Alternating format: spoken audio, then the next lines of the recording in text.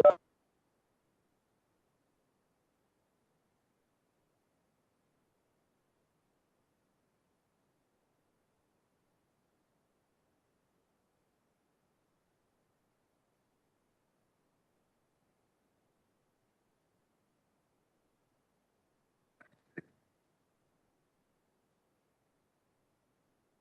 evening and welcome to this regular meeting of the Council of the Municipality of North Perth, enabled by digital technologies.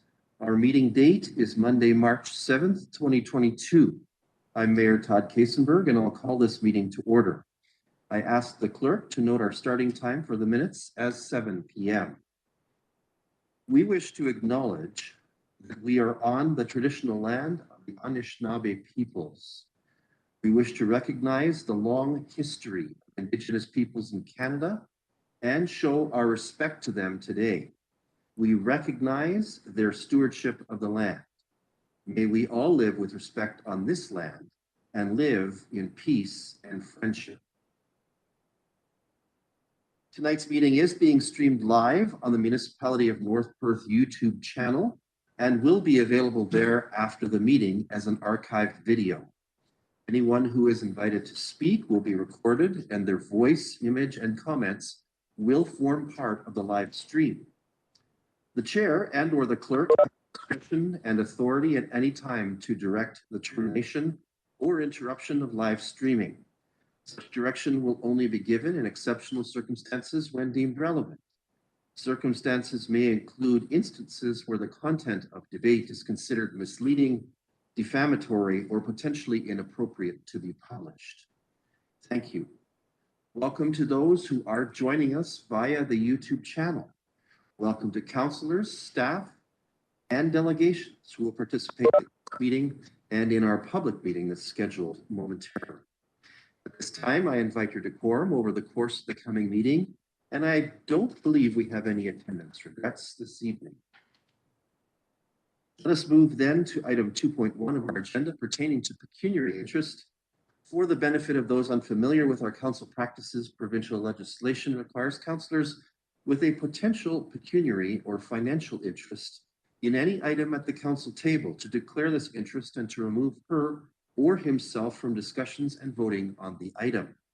In accordance with recommended protocol at this time, I invite all councillors with perceived pecuniary interest, including those who have already declared in writing, to verbally advise the chair in public session and to submit documentation to this effect in writing to the clerk. Councillors are further reminded that should a potential conflict arise during the meeting, they may so declare and act at any point in the meeting. Let's begin with our list of those who declared ahead of time. Councillor Anstedt, you have the floor first. Welcome. Thank you, Mayor Kasenberg. Through you this evening, I'd like to declare a pecuniary interest on item 5.5.1, the accounts, specifically the daycare, as my son attends the St. Mary's Daycare, and also on item 13.1, the confirmatory bylaw. Thank you. Thank you, Councillor Anstedt. Next up is Councillor Behrens. Welcome, Councillor Behrens. Thank you. Good evening, Council. Through you, Mayor Kasenberg, I will declare a conflict of interest on 5.5.1, the accounts, as I have grandchildren attending the North Perth Spinrite Child and Family Center and after school programming, as well as 5.5.3, the Bolton Aid Drain. I have several family members, including myself, that are assessed on that drain, and subsequent to that, 13.1, the confirmatory bylaw. Thank you. Thank you, Councillor Behrens. Next up is Deputy Mayor Kellum. Welcome.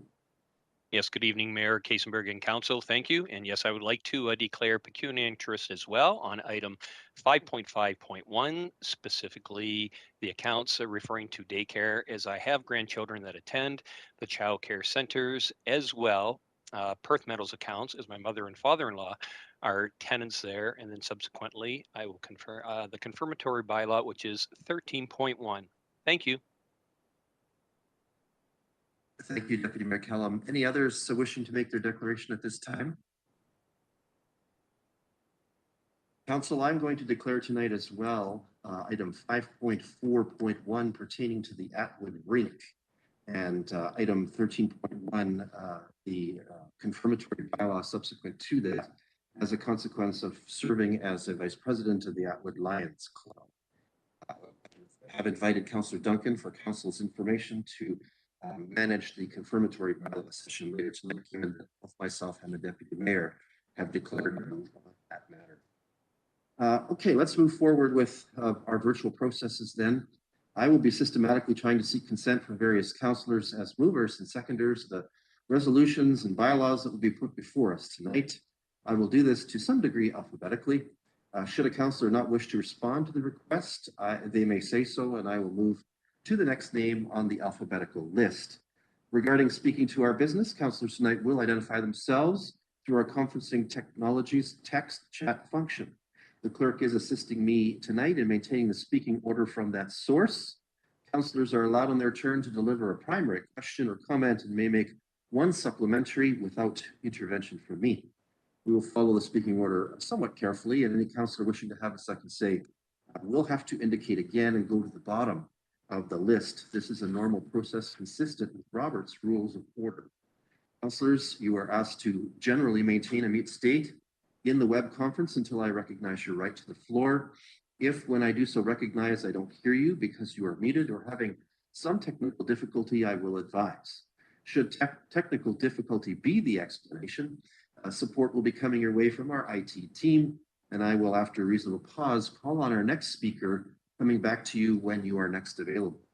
Should any of your votes not show up in eScribe, I will call on you when things seem stalled to register a manual vote. At that time, take yourself off mute, answer yes or no to the motion, and then return to mute. Regarding item 2.2 of our agenda tonight, I have a motion before me, as usual, for the adoption of the agenda that reads as follows: that the agenda for tonight's meeting be approved. Deputy Mayor Kellum, why don't we start with you? Would you serve as our mover for that one? Yes, I will make that motion. Thank you. Thank you. And Councillor Johnston, welcome. Will you serve as our seconder for that one? Yes, I would certainly second that. Thank you very much. Any discussion or debate? Seeing none, let's have that vote.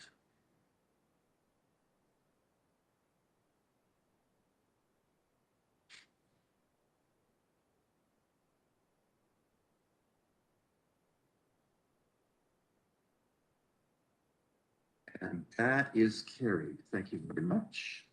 Let's move to item 3 on our agenda, the so-called consent agenda. These items are placed on our agenda because they are believed to be non-contentious, yet they require council's recognition and or action. Grouping them expedites our business. However, any councillor wishing to extract an item from the consent agenda for discussion, debate, and individual action may do so. There are 4 items on the consent agenda tonight, including the minutes of our last regular council meeting.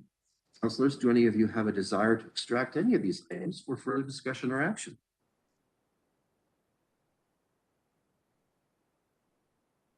Are we seeing anything on this one?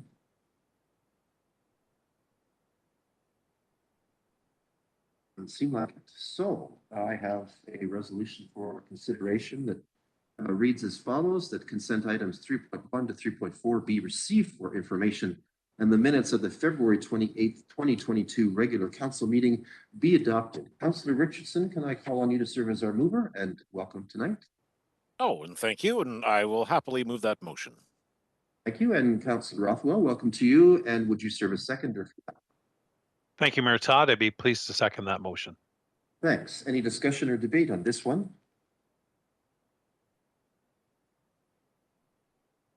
Seeing none, let's have that vote.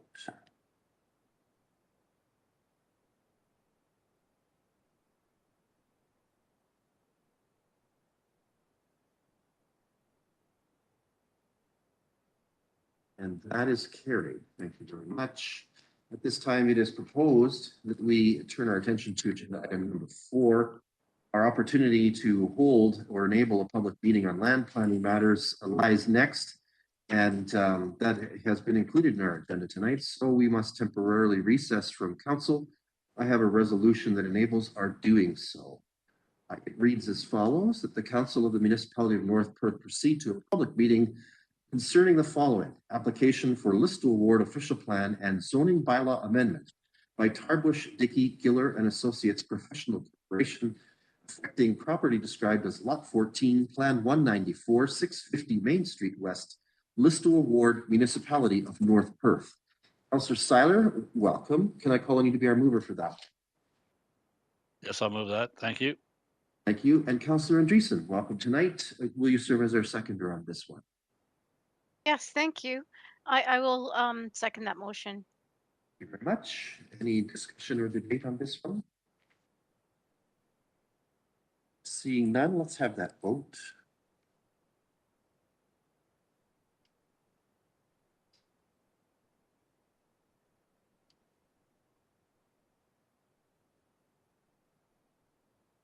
And that is carried. Thank you very much.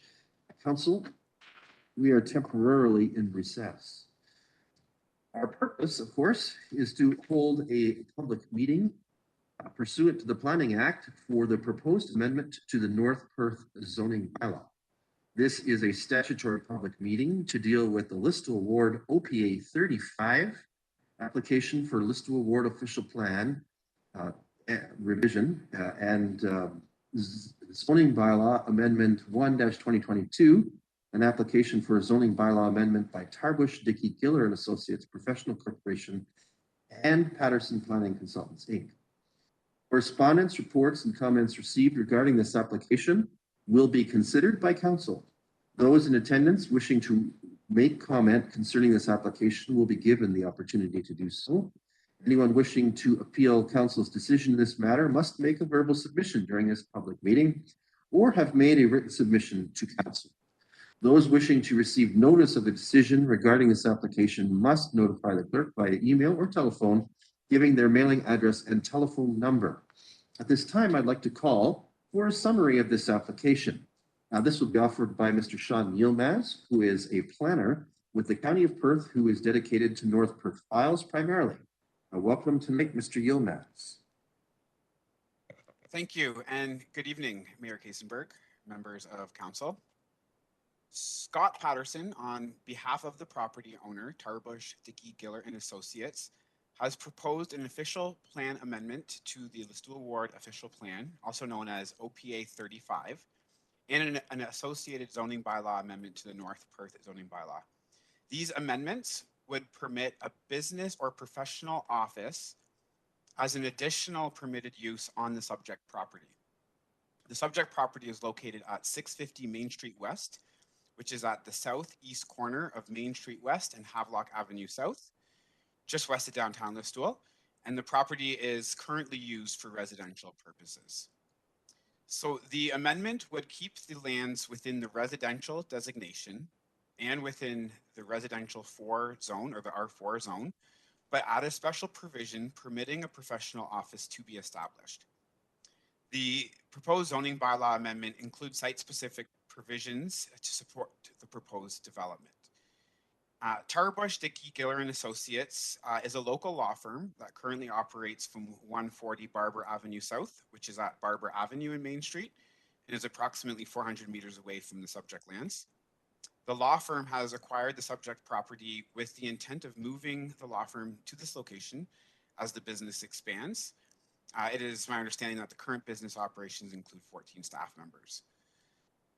The subject property has an existing single detached dwelling, which is currently used for residential purposes, and a large detached accessory shed.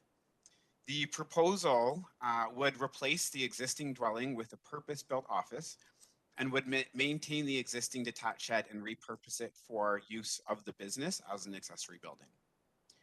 If the official plan amendment and zoning bylaw amendment are approved, no other commercial uses would be permitted, and the site can only host either the office or the residential use.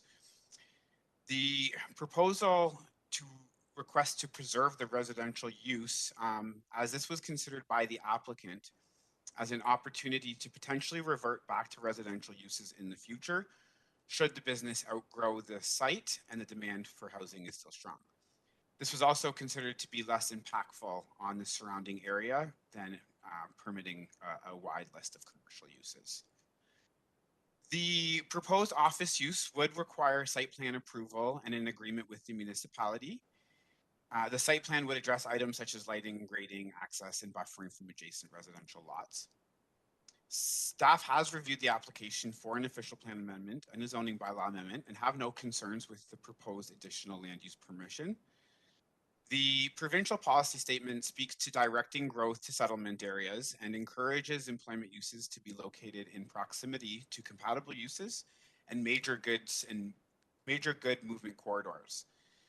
The property is located on Main Street, which hosts several types of land uses along its corridor.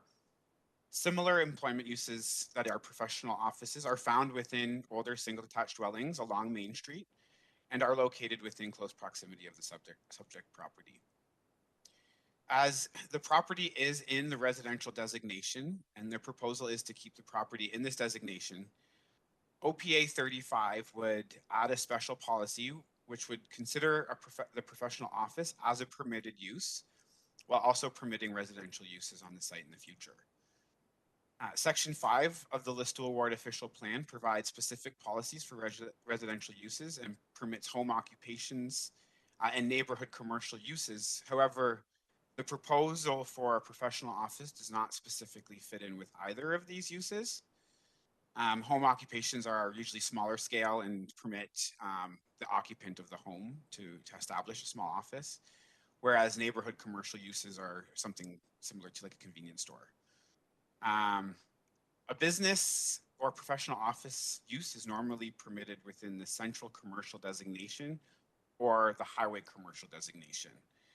Now, the subject property is located between both of these designations, with highway commercial uses located to the west along Main Street and central commercial uses located to the east on Main Street. These aren't directly abutting the property, but they're located just down the road. The Listowel Ward official plan encourages the improvement, refurbishment, and redevelopment of existing properties to accommodate central commercial uses, whereas new highway commercial type development is encouraged through infilling, redevelopment, and conversion of existing uses. So as the proposal is essentially an improvement and redevelopment of an existing site and can be considered an infill development, staff feel the OPA and ZBA are consistent with the Listowel Ward official plan. Now, as I mentioned, the property will remain in the residential 4 zone, but include site-specific provisions permitting the additional office use and capture the existing site conditions. The property is quite large and can support the proposed office when using the zoning provisions of the highway commercial zone and the central commercial zones, for example. The setbacks proposed are ample and are consistent with the C1 and C2 zones, and the parking requirement for the proposed development would be met. As I noted, site plan agreement will be required for this development, at which time the zoning requirements will be further evaluated for compliance. As such, it is staff's recommendation that council approve OPA 35 and the associated zoning bylaw amendment.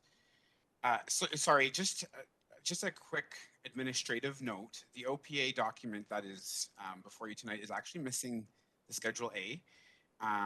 There was just an issue with it and we weren't able to get it back in time from the GIS department. I don't feel this should warrant a deferral, but I just wanted to note that, and the Schedule A would certainly be included in the final OPA document. Thank you. Thank you, Mr. Yilmaz. At this time, can I redirect to you again to just inquire about the information that you have served, if necessary, regarding notice of this public meeting?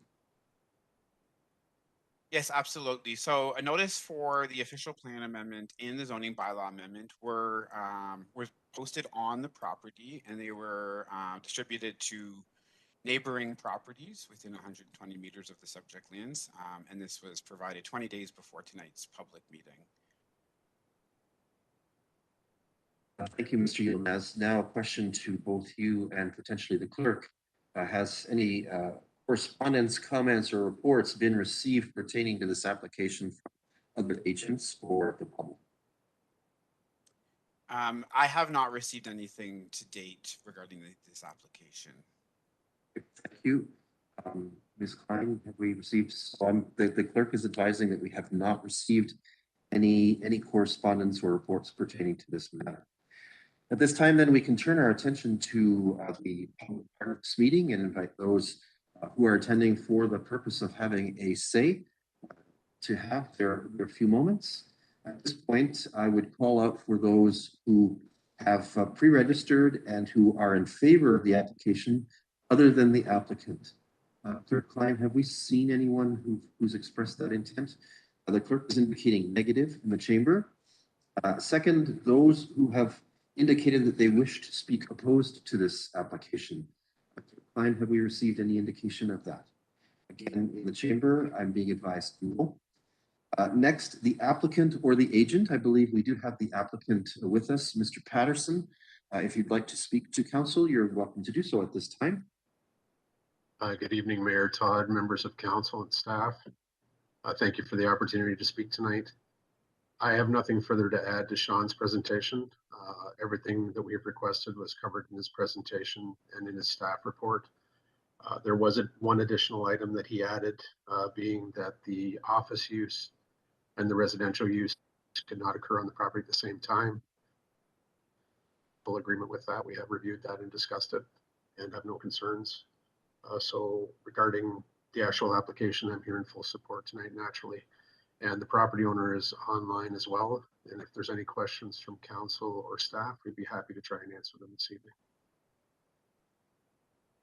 Thank you, as always, Mr. Patterson, for your comments. Okay, at this time, opportunity for councillors to ask questions. Council, do you have any questions about this matter?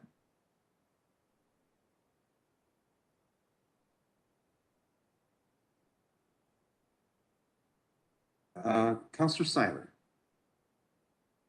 Thank you, Mayor Todd, and thank you, Scott, for your presentation. And I think this is a good thing and make a good fit for this piece of property. Just a question, Scott. Where will the entrances be? I know there was an entrance coming off of John or Havelock and Main Street. Do you know what they'll be using for entrances after this is all assembled? Thank you. Through you, Mayor Todd, there was a copy of the the site plan included in the staff report and presentation. We are proposing that the vehicular access as exists today be maintained to Main Street West. We're also proposing that the access that previously existed to Havelock Avenue be reinstated, and that would allow for access to both roadways for vehicular traffic.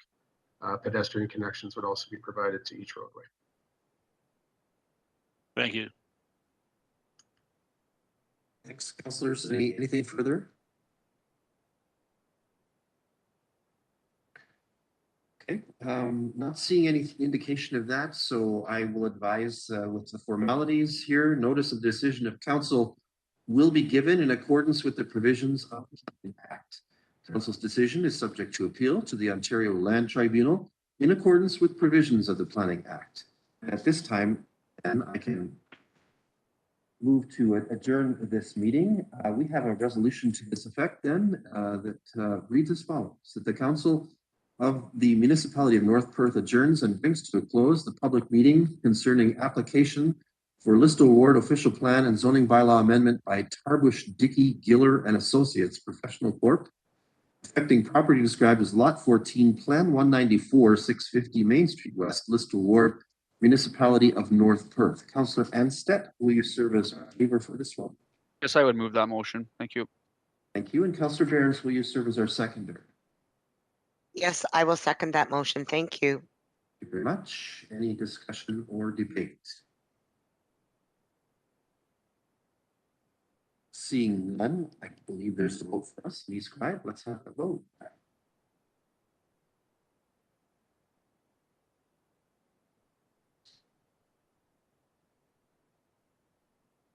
And that is carried. And with that, now I'll properly ban the gavel to let everyone know that we're back in session.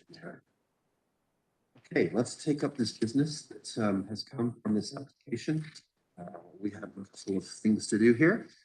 So let me deal with the resolutions. First, we have a resolution relating to approval here that reads as follows: that the Council of the Municipality of North Perth approve the application for an official plan amendment OPA 35 and a zoning bylaw amendment affecting property described as Lot 14, Plan 194, 650 Main Street West in Listowel Ward.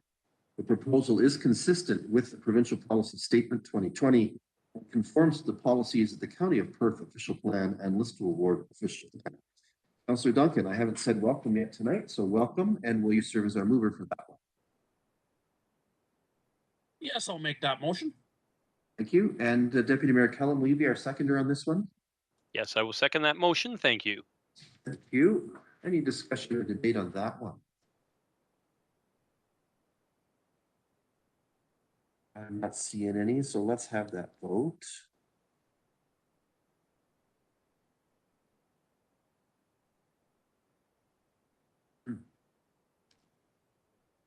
And that is carried. Thank you. Next up then is the bylaw that will amend the zoning bylaw. It reads as follows: that bylaw 21-2022 being a bylaw to amend bylaw number 6-ZB-1999 as amended, be introduced, read, and considered read a first, second, and third time, and be finally passed to the said bylaw, be signed by the mayor and the clerk, and sealed with the seal of the corporation. Can I call on Councillor Johnston to be our mover for this one? Yes, I would move that. Thank you. And Councillor Richardson, will you second that? We'll second that motion. Thank you. Thank you. Any discussion or debate on the bylaw amendment? Seeing none, let's have that vote.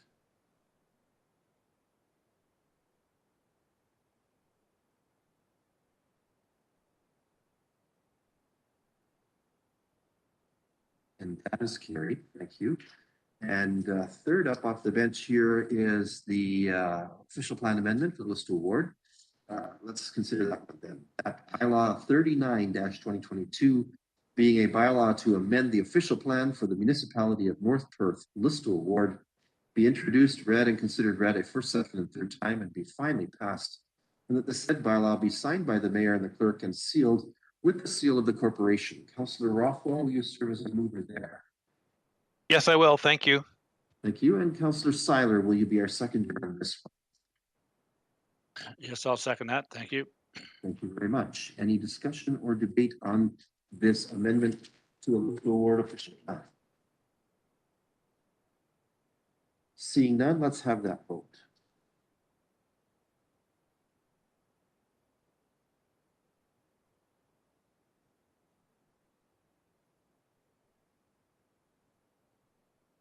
And that is also carried. Thank you.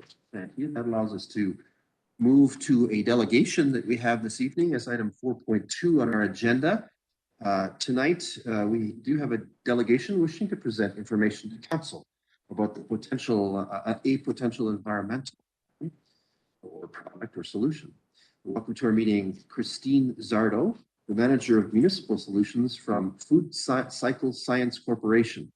She will be presenting to us about a technology offering that assists with the processing of household organic waste to produce a soil amendment. Welcome, Ms. Zardo.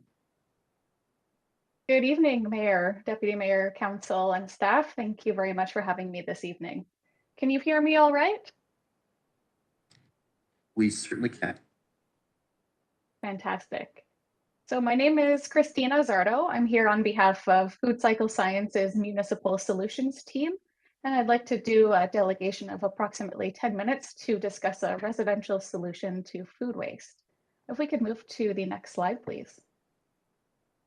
So a little bit about us. Food Cycle Science is a Canadian clean tech company. We're based out of Ottawa, Ontario, and we are 100% focused on providing food waste diversion solutions using our innovative technology called the Food Cycler.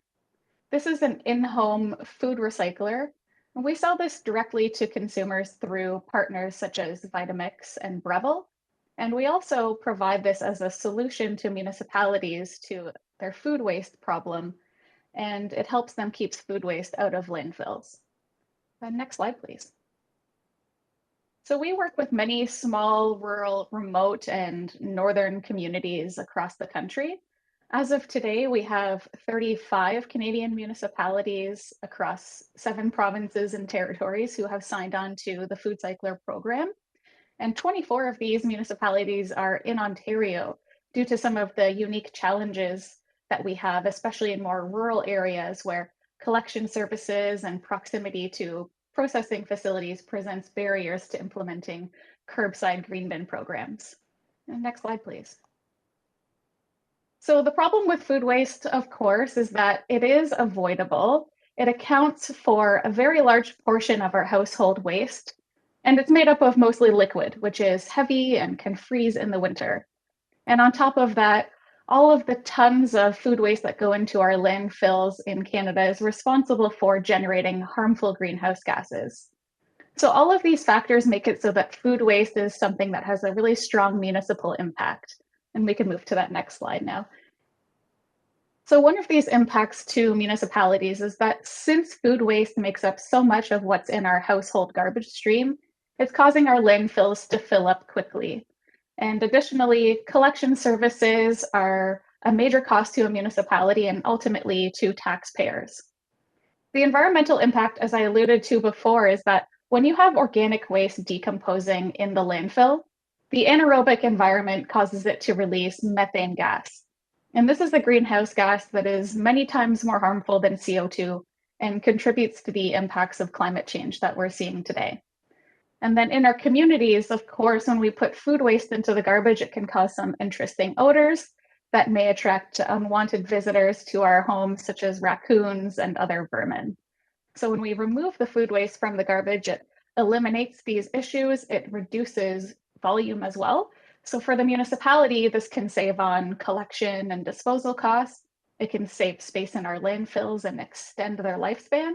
And for residents, when you have less waste and not so much smell, it's much easier and more pleasant to manage. Next slide, please.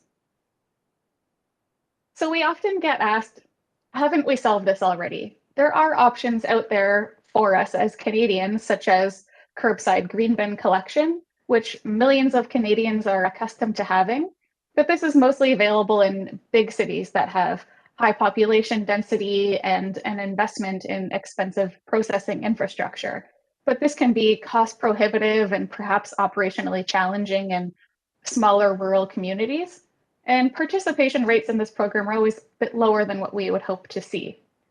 Now, many people in your community might use a backyard composter, and we think this is a fantastic solution, but many people may not have the space, the ability, or perhaps the desire to do this at home.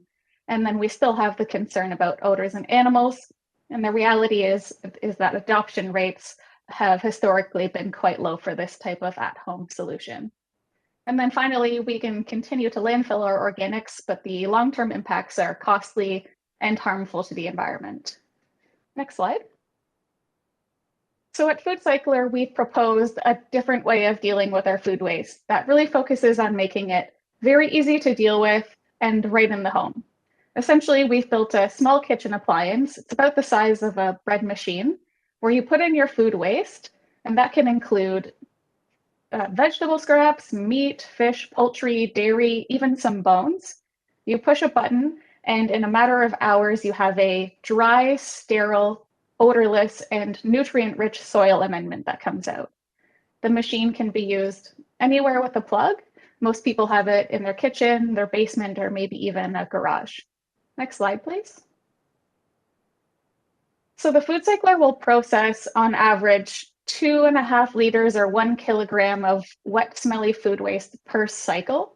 And when you cycle, this takes between 4 to 8 hours to complete, and it uses less than 1 kilowatt hour of power. So a couple cents per cycle, and it's roughly equivalent to having a computer plugged in for the same amount of time. The result is a 90% reduction by weight and volume of your food waste. And then you have this dry, sterile, odorless soil amendment.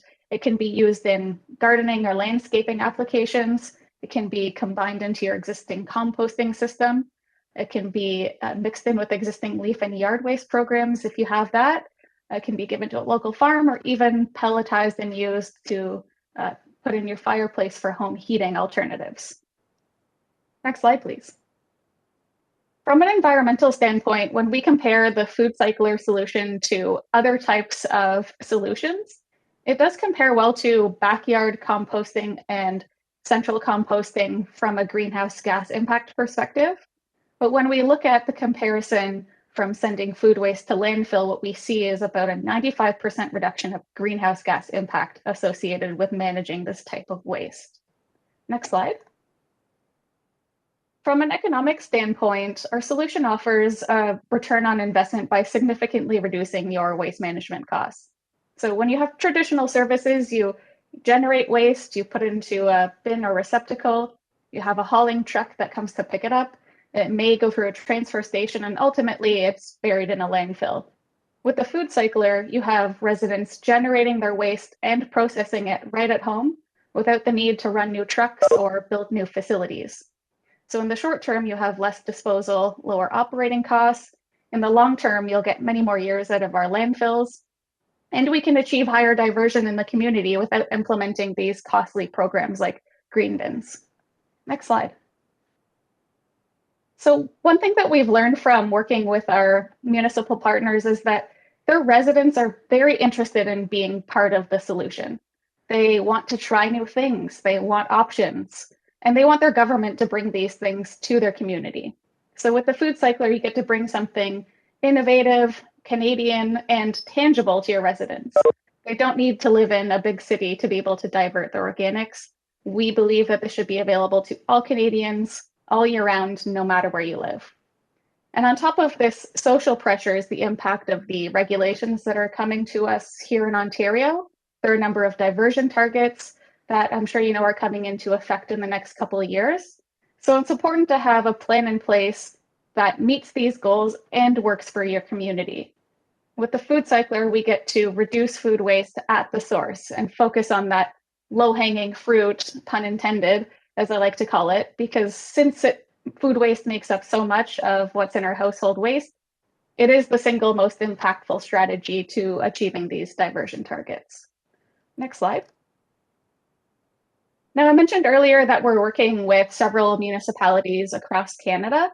As of today, we've completed pilot programs in over 1,200 households and across 14 municipalities, and the results are overwhelmingly positive.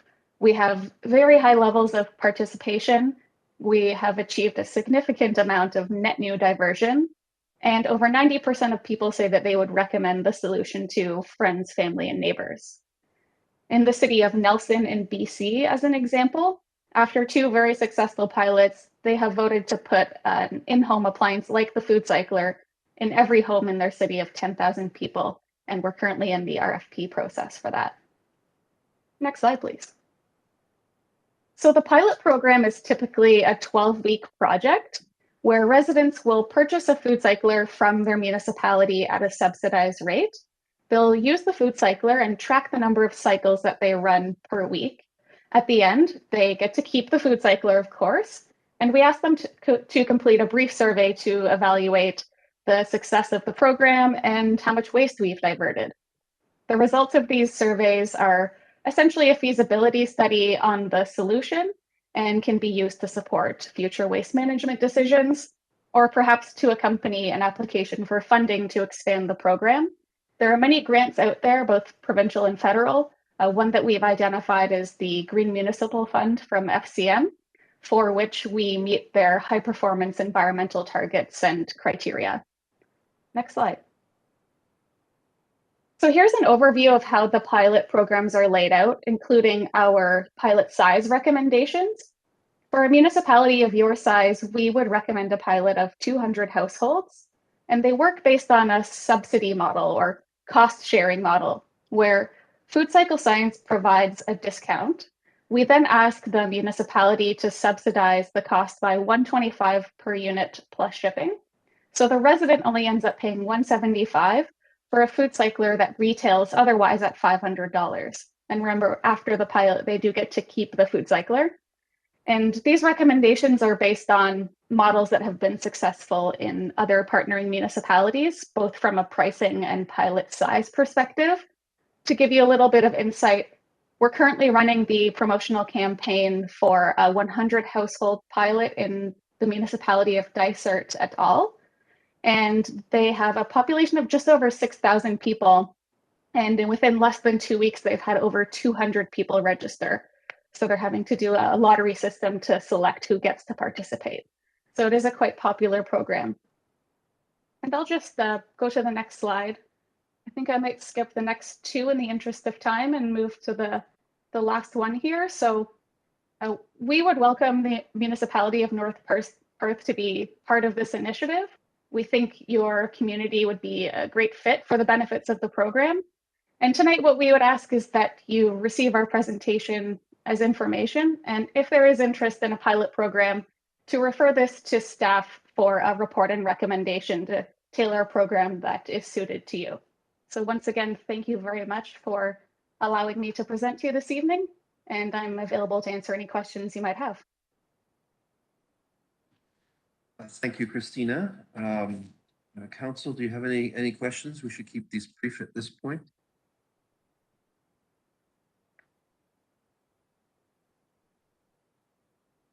As I was peeling potatoes tonight for supper, I was thinking very much about this and interested in the experience. I certainly have had exposure myself to a green box program when I lived in Kitchener, and it was kind of messy and complicated.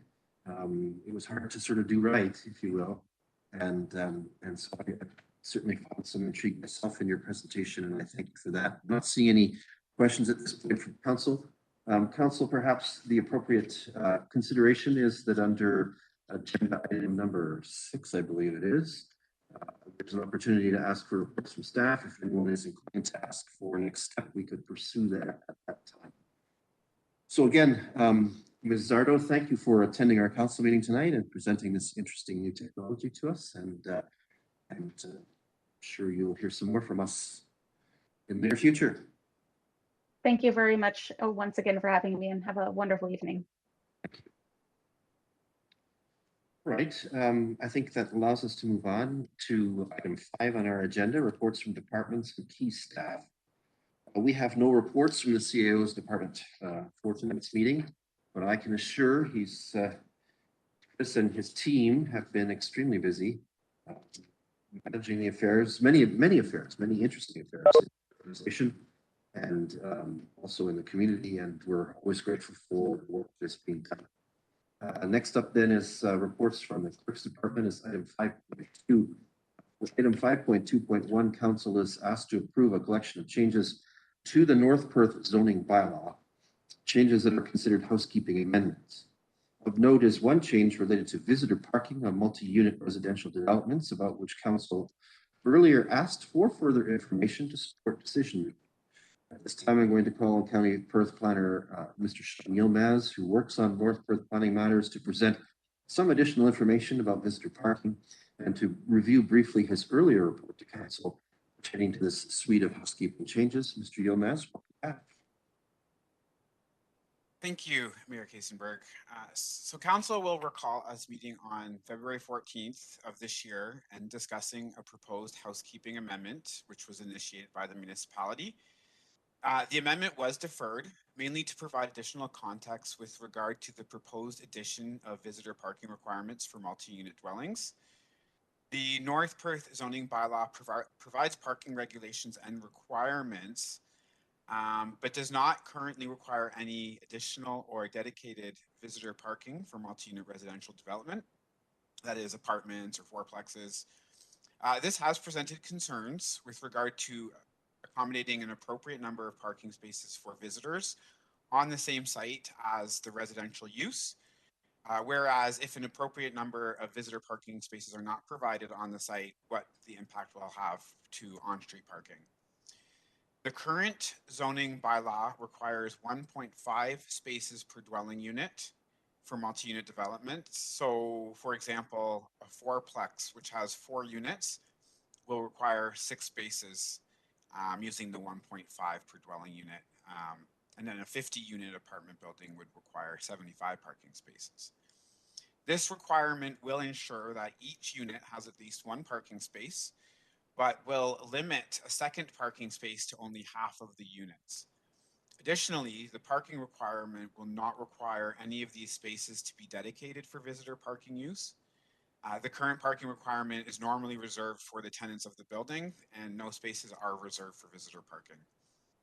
I do feel it's important to note that without viable local public transit in the municipality, it is reasonable to expect that many of the residents would rely on a personal vehicle for everyday travel. And this needs to be considered when allocating visitor parking spaces to ensure enough parking is available for tenants. As we don't have any visitor parking requirements, several recent multi-unit developments offered us the opportunity to include site-specific requirements for visitor parking. For example, two 10-unit apartment buildings were recently built on Albert Avenue North, and the site-specific zoning required 4 additional visitor parking space for the 20 units. So this would actually equate to 1 visitor parking space for every 5 units. However, what we are proposing for the North Perth zoning bylaw is to require 1 visitor parking space for every 8 units for multi-unit development. And this would be dedicated and marked for visitor use and would be in addition to the existing parking requirement. Staff conducted a review of zoning bylaws with respect to visitor parking requirements and looked at the city of Woodstock, the town of Innisfil, and the township of Center Wellington. All have different requirements, and I have tried to illustrate this through a table in the staff report, which is on the screen right now. The city of Woodstock requires 1 additional visitor parking space for every 10 units. This is a straightforward calculation and similar to what we are proposing, but rather than 1 for every 8 units. The town of Innisfil requires 0.25 spaces for every unit using the standard parking requirement, which is 1.5 space per dwelling unit. So this isn't in addition to the normal parking requirement, but would come from the number that was calculated. So, and I'll explain this further using the chart.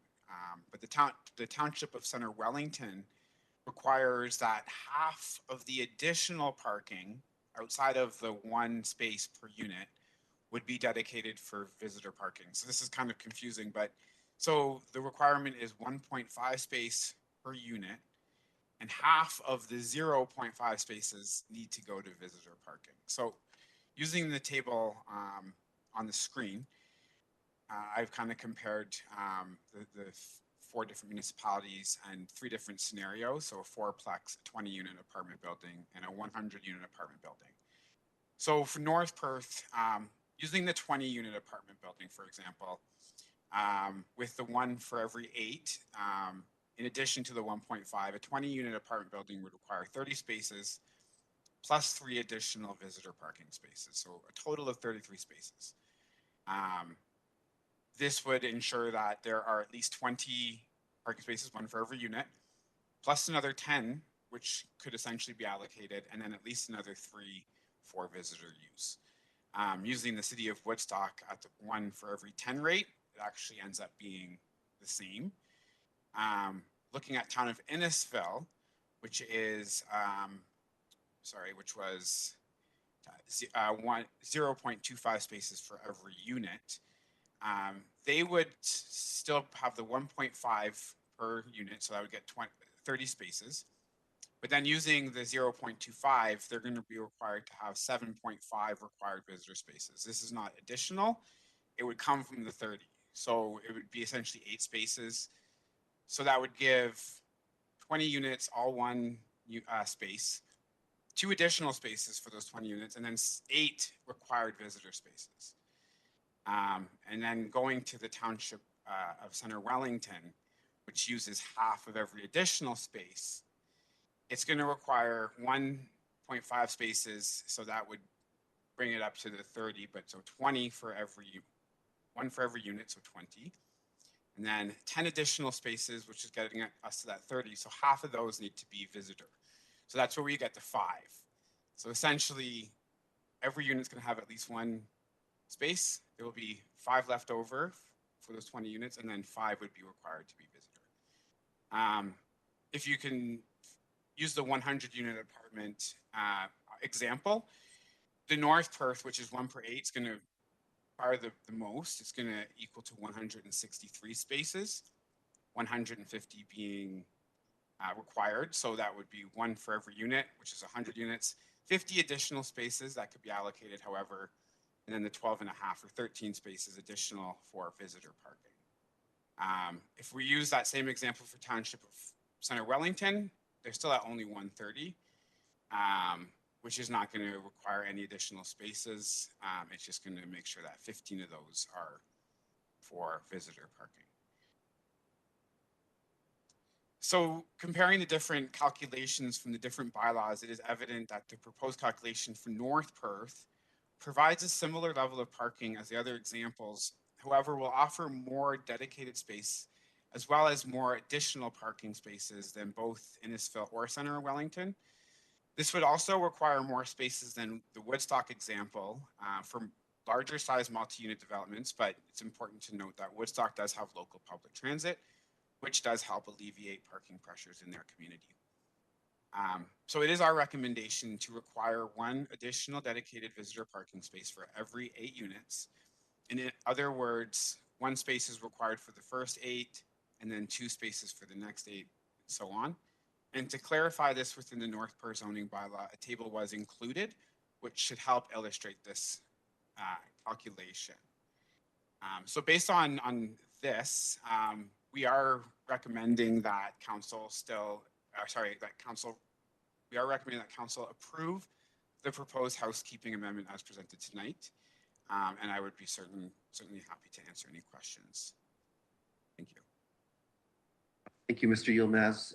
Councillors, questions or first comments on this matter? Councillor Berns? Thank you, Sean, for your report. My only concern is when I'm looking at the chart, it makes sense that you included, and I'll say the chart for strictly North Perth, the 3 to 8 units gets 1 additional space. But in the text, and if I'm solely reading the text, no, I believe it's page 90. I'm looking for it there and I can't see it.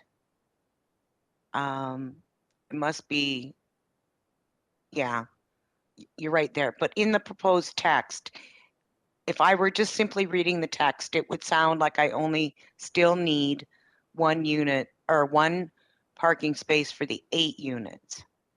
I'm just wondering, is your intention to include the chart in the zoning? Because it is a little bit confusing, and I think you probably could be challenged. If I were reading it and I don't know how else you would word it, but I'm just concerned that there's a little bit of confusion there about the 3 to 8 requires 1 additional space, but in the text, it said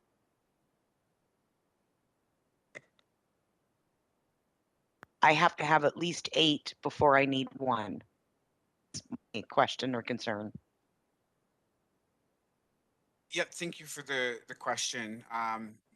So yeah, that chart is now been included into the bylaw text.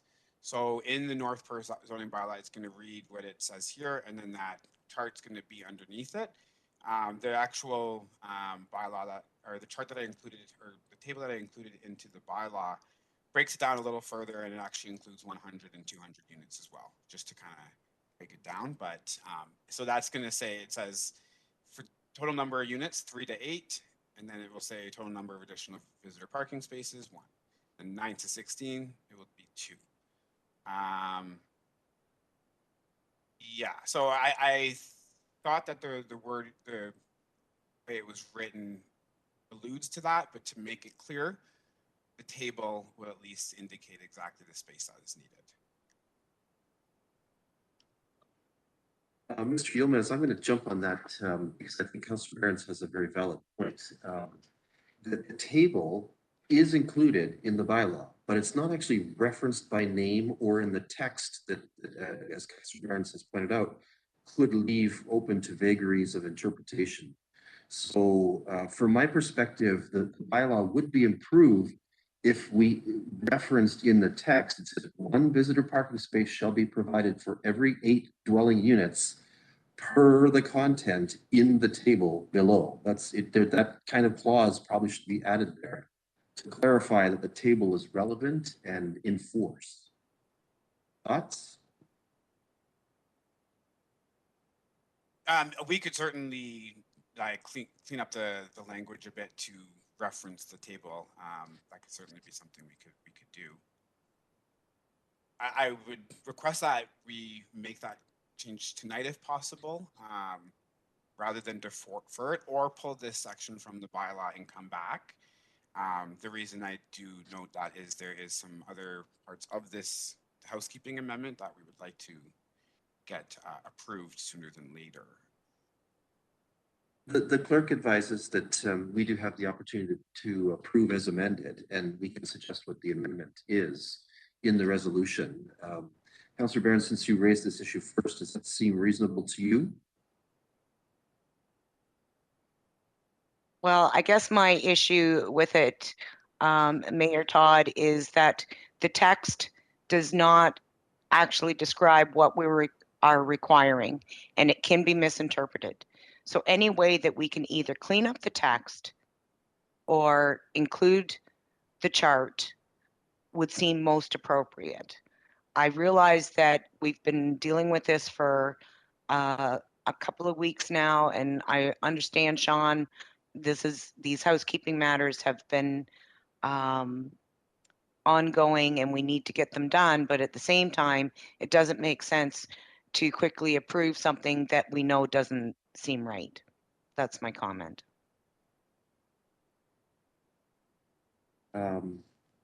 So we have options here. We can ask for the text to be amended to reference the table explicitly, and perhaps the language, that one sentence is a little bit open to interpretation. Absolutely. And we can ask for that to be brought back to us for another look next week, perhaps.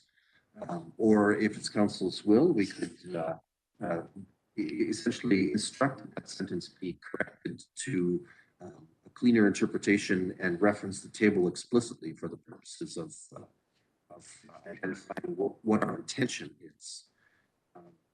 Anyone on council prefer to see this again next week with the revisions that are suggested?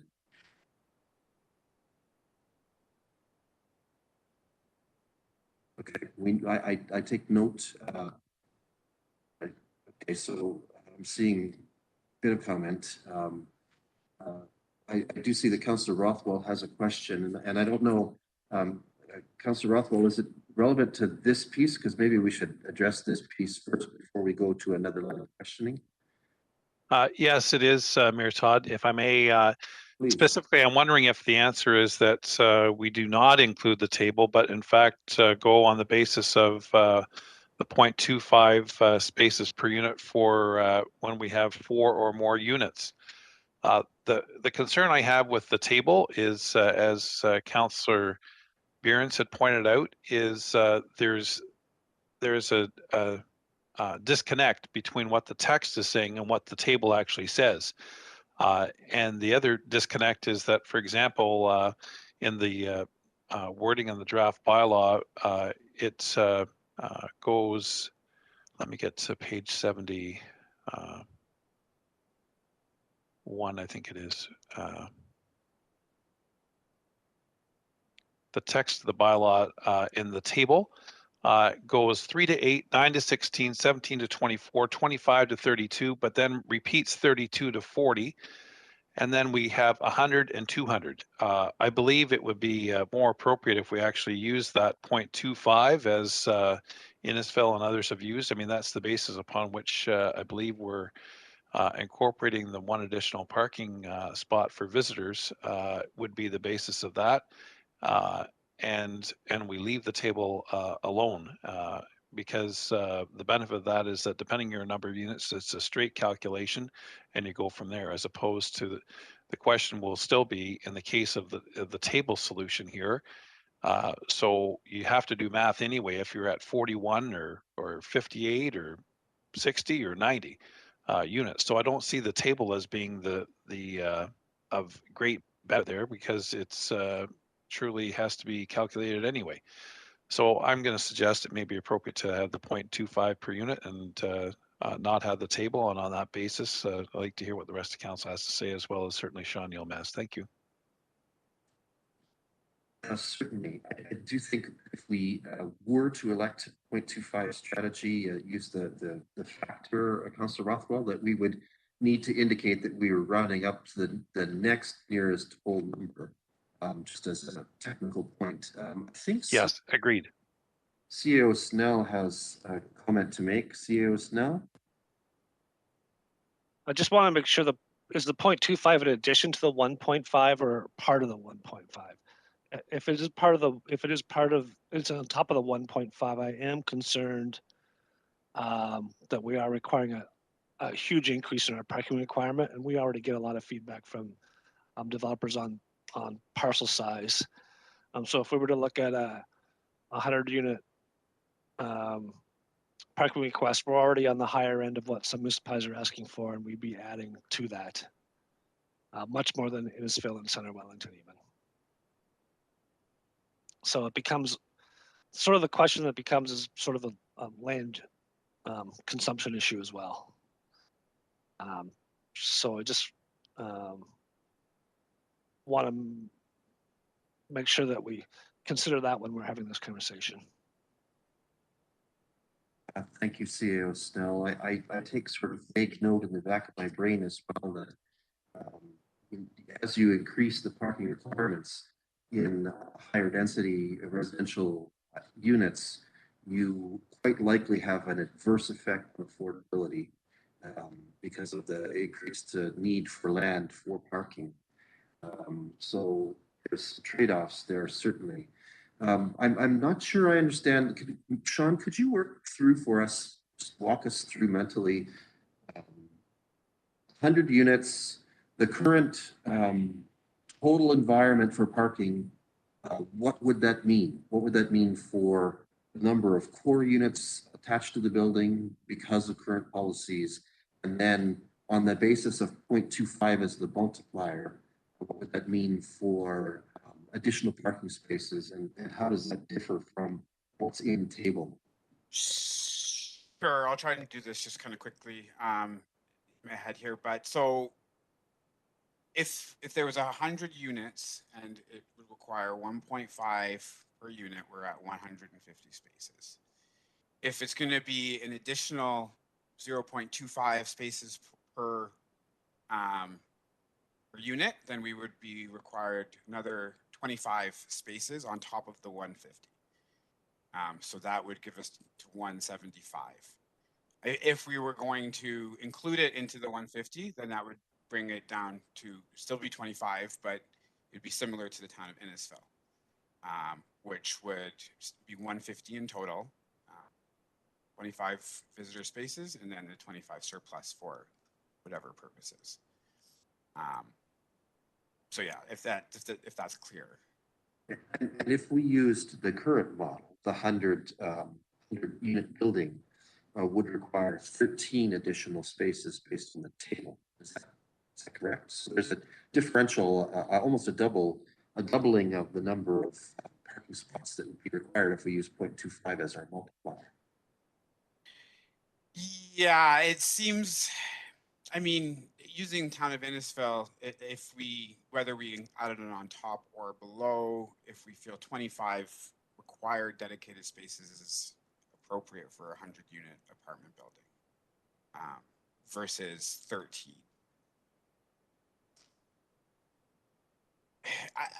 I personally don't think it should come from the existing because I think it's going to continue to have the same issue we've had. It's a fourplex, it has 6 spaces. 20 unit has 30 spaces, but no additional spaces would be accommodated. So we're still going to have 6 spaces, but just one of the spaces would be dedicated to visitor spaces, meaning 4 units would have to share one other space. And again, I still think that a lot of households might have more than one car. So that's why I do like to see it on top of our existing requirement. Using the 0.25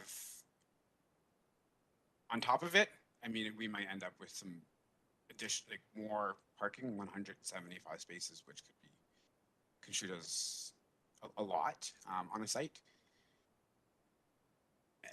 Yeah, it's my recommendation is the 1 per 8. That's what I've, and going through these different zoning bylaws, felt that it was going to bring us the additional visitor parking spaces. It was not going to add too much on top of it, but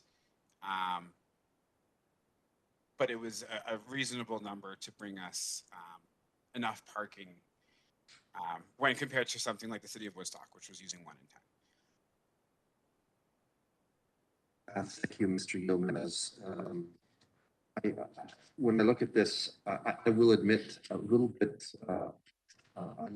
of unease at 100 requiring 25 spaces using a 0.25 multiplier. That seems a little bit over the top for a 100-unit building, which complicates things, right? Because it would be lovely if we could use the 0.25 as a multiplier. It's very straightforward and so forth, but at the same time, it might, on the higher end of the range, generate too many parking spaces, unnecessary parking spaces for visitor parking. So my gut is twitching at that a little bit.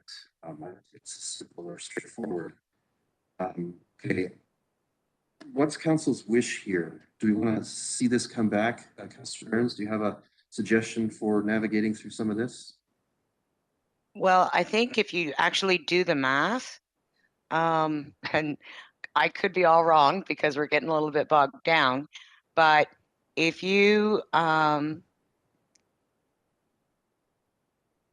0.125, it should work out.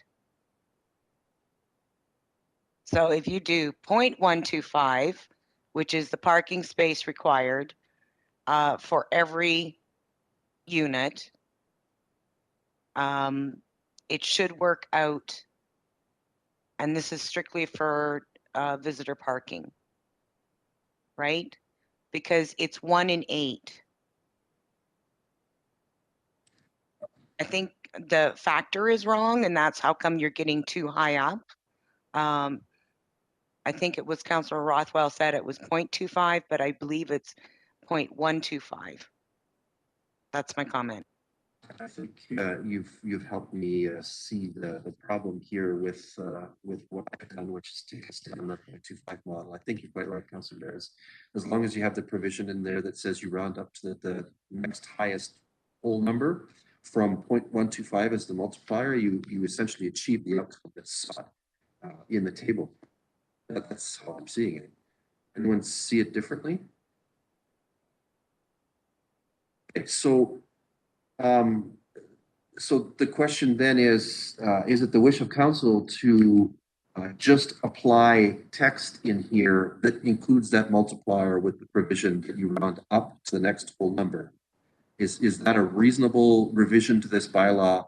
Scrap the table, the calculation gets done, or if you want to put a model calculation, but you don't have to, you could put a model calculation so people understand how the outcome will be if they have a 35-unit building, right? Anyone want to proceed? Councillor Rothwell, question, comment? Thanks very much, Mayor Todd. And yes, the 0.25 was just looking because, I mean, the example was about a fourplex, right? So fourplex requires, and it's a rounding up calculation. So I agree with Councillor Mirens on that respect. What I'd like to know, though, specifically on the ground, I believe council was requested and staff recommended approval of a reduction in the parking spaces for the new apartments that are constructed. Well, one unit's constructed, the other one's almost completed construction on the west side of Mitchell Road South. And I believe we actually allowed for a reduction in the required parking, which did not even include visitor parking. Perhaps Mr. Yilmaz could speak to that issue. Because that gets to the higher end number of units. I think there was a total of 100 and I want to say approximately 120 between the two units. Is that correct? Thank you. Through you, Mayor Kasenberg. I'd have to go back into that file and have a look to see. There was a reduction, that is correct. We did require dedicated visitor parking. But I'm sorry, I'd have to go and review the file again just before I could give you an answer as to how many units and what the reduction was.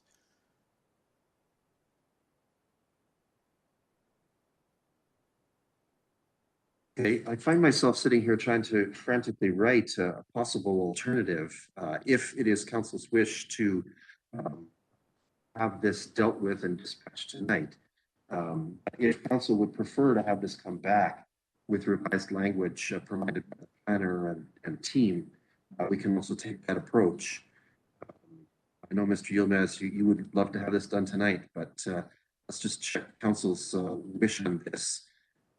Sorry, I don't mind if this portion is deferred. It's another part of the housekeeping amendment that has somewhat of a time-sensitive part of it that we were hoping that we could get that part through. That's still my only request. But for this, we can spend more time on this, absolutely. Okay.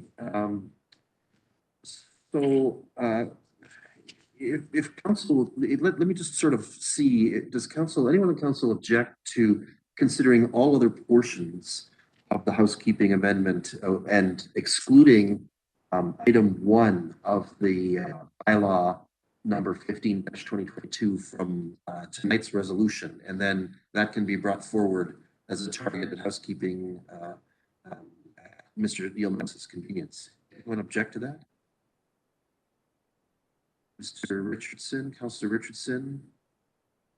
Thank you. Through you, Chair. I don't have a problem with removing the visitor parking portion and going ahead with the rest of the housekeeping. I think there's been an awful lot of numbers and scenarios and rationales for what's going to be going where. I think it would be better to have it properly wordsmithed, especially if it's going to go into a bylaw, but I'm okay with deferring for a very short period of time to get this done as well, just that portion of this housekeeping bylaw. Thank you. Okay, thank you, Councillor Richardson. I think, a fair question that should be asked, and Councillor Rothwell is asking with the text chat. Councillor Rothwell, did you want to pick up that question and ask? Yes, thanks, Mayor Todd. I was just wondering if Sean could explain the urgency. I believe we do meet again next week. And I think if staff can understand what council is suggesting here, and perhaps some background could be provided, that we could very well be dealing with this matter next week. And we'd have a reduced cost in terms of serving notice and advertising in the local newspapers and so on. I just don't see what the issue is in terms of the urgency that we would take this out and adopt the balance of the bylaw. Thank you. Okay, so we have sort of different concerns expressed here from 2 of our colleagues. Let's see here. Mr. Yilmaz, did you want to respond and give us some notions about the urgency of this? Yeah, sure. So absolutely. One of the items within the housekeeping amendment is fixing an issue on a citizen's property, which was noted to be an issue from the planning department 10 years ago. And when it was brought to our attention, we had suggested that we would fix it through the housekeeping amendment. And my understanding is that they are trying to sell their property, but the zoning isn't in compliance. And they've just been really hoping that this could be rectified sooner than later, that portion of it anyways, because it's just, there wasn't much to that. It was just something that was made previously, and we were just trying to rectify that through this housekeeping. Sure, and certainly I'm aware of that circumstance, and you know, there's a certain amount of goodwill that is shown if we should move forward to address that particular item. So, council, my inclination at this point, again, in the interest of what Mr. Yilmaz has suggested, and failing significant objection, is that we do consider enacting all parts of the bylaw except for section 1, which is about visitor parking. Anyone want to significantly object at this point? So why don't we take that up? Let's see if I can make some resolution revision on the fly here. I have two resolutions. One is the bylaw, and the first is just the approval. Okay, Councillor Behrens, you're saying that you do object? Well, as mentioned by Councillor Rothwell about the publication and that we must do, does it not make sense to simply deal with it next week? And if that doesn't make sense, why don't you take out the site specific for that particular landowner and deal with it? I am concerned, like personally, I think we can deal with all of it tonight by simply changing the text to say 0.125 factored in for visitor parking. The text is not that hard to come up with. Yeah. And we can make that into the amendment. It's not that hard, but if people want to actually see what that looks like, we can defer to next week. But I mean, we've talked about this visitor parking for a very long time as well, and it keeps coming back, but it's not, I'm sorry that there's such a conflict between the written text and the chart. That's my, I disagree with taking this one out from the rest of the bylaw. Okay, so let's presume then that this council could act with revised wording tonight on the visitor parking piece and then approve the whole package. I have spent a few moments of time just sort of drafting a potential alternative, which would strike the second sentence under visitor parking. Right now that reads, one visitor parking space shall be provided for every 8 dwelling units. And the alternate text, and maybe we can ask Ms. Jameson if she's attending carefully, if she can write this out so that we can see it on the screen, because I think there'll be some value to this. The alternate text reads something like this, certainly open, council, to your comments.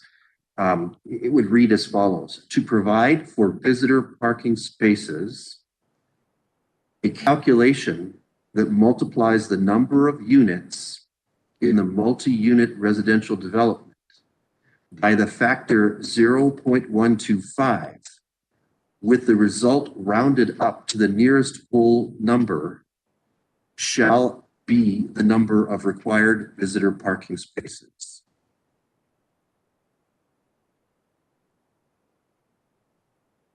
Okay, let me read again.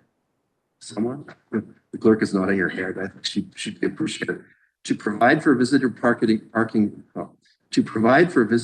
spaces, a calculation that multiplies the number of units in the multi-unit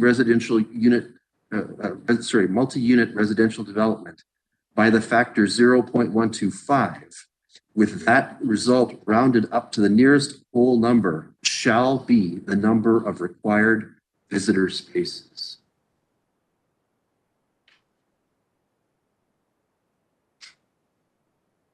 Okay, I'm hoping someone got it. It would be nice to show the text of that on the screen if we're going to further consider this. Okay, we're going to give Ms. Jameson a moment to see if she can capture that and show it to us so that we can see it visibly. Mr. Yilmaz, you've heard it twice. Maybe that's not sufficient. Does that seem like it accurately reflects the intent? If I'm being honest, I haven't really like vetted this calculation to see if it's going to work. It's a little bit confusing for me at this point, if I'm being honest with you. Not to say it's not going to work. I haven't had a chance to really look at it. Okay. CAO Snell, I see that you'd like to make a comment.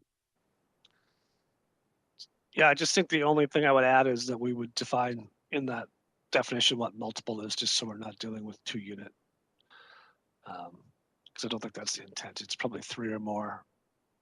The same as the garbage, same as the garbage receptacle text below. Sure. So the first line of the paragraph says multi-unit residential development shall provide a common area for visitor designated and signed parking spaces. And it doesn't put that definition. So we could try to borrow the same phrase for multi-unit developments of 3 or more residential units on one lot. I'm seeing some councillors saying, let's defer this at this point. Yes, okay. Councillor Richardson, did you want to offer comment?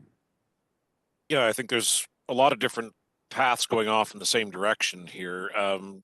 Like Councillor Barons had made mention of, can we do the time sensitive section this evening so we can get that sorted out and get that approved, but then bring the rest of it back for next week after Sean's had his opportunity to go through it and make sure that we have the correct numbers. On second hand, doing the math, I think they're kind of correct, but deal with the time sensitive tonight so we can get that one completed for the citizen that is in question. Thoughts? Okay. We've moved over the map here. Maybe that's bad facilitation by me tonight. Okay, let's sort of address that proposal then. We have a potential text. Discomfort has been expressed by staff about wanting to test that calculation to make sure that it yields accurate, reasonable results that are reflective of the will of council and the corporation. So wisdom would suggest perhaps that we defer touching that one.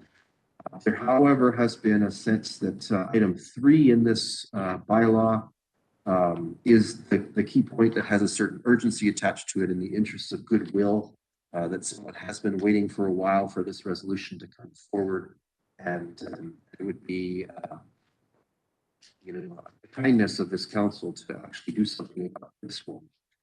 So is it possible that we can just move forward with item 3? CAO Snell, do you have an opinion about us just acting on item 3 of the bylaw tonight and then bringing the rest of it back next time?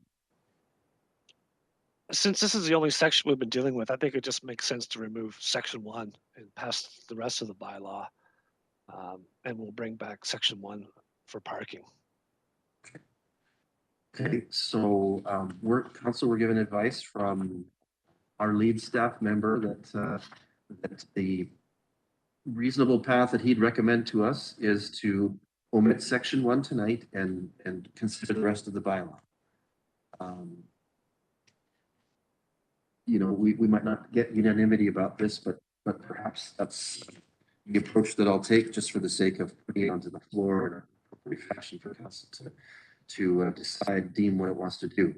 So here's the first resolution, and this will clear it up for us. The Council of the Municipality approve the proposed housekeeping amendment to zoning bylaw number 6-ZB-1999, bylaw number 15-2022, affecting various areas in the municipality of North Perth, excepting section 1 of the proposed bylaw.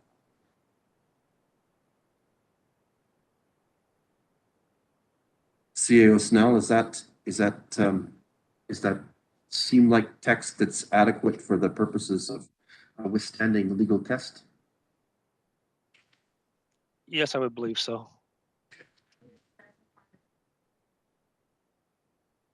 Section, okay, the clerk is advising about visitor parking. That's a good suggestion. Thank you, Lindsay.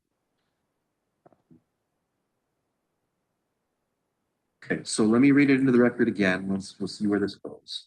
The Council of the Municipality of North Perth approved the proposed housekeeping amendment to zoning bylaw number 6-ZB-1999, bylaw number 15-2022, affecting various areas in the municipality of North Perth, excepting section 1 about visitor parking in brackets of the proposed bylaw.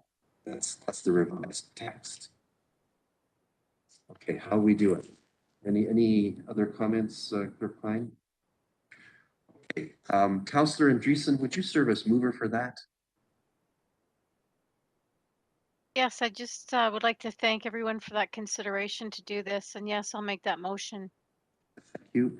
Councillor Anstett, will you serve as the seconder of this one? Yes, I would second that motion. Thank you. Thank you very much. Okay, so now it's on the floor. Any comments before we actually vote on this revised motion? Revised against the agenda package? We're not seeing any indication of desire to speak at this point, so we have that vote.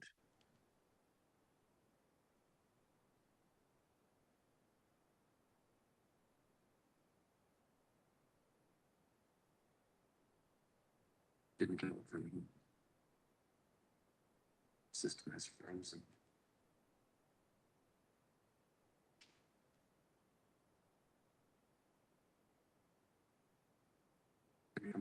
Brothers, I'm getting nothing.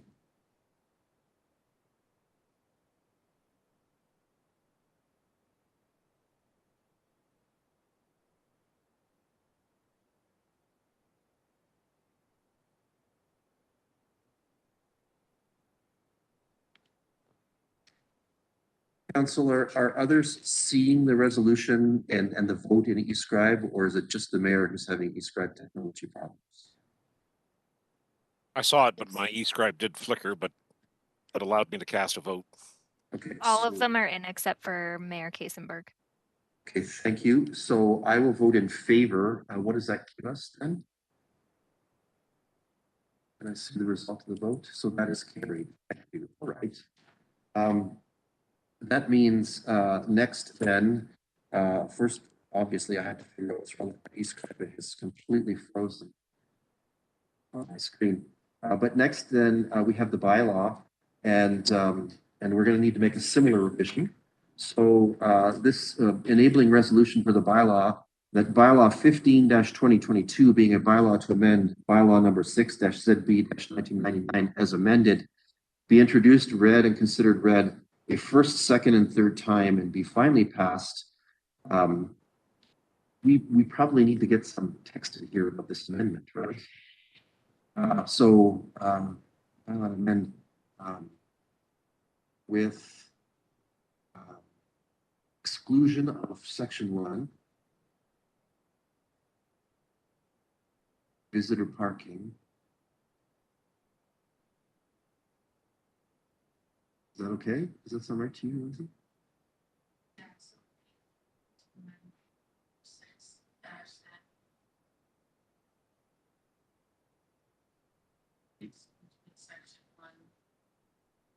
Okay, thank you. So let me try it again, Council.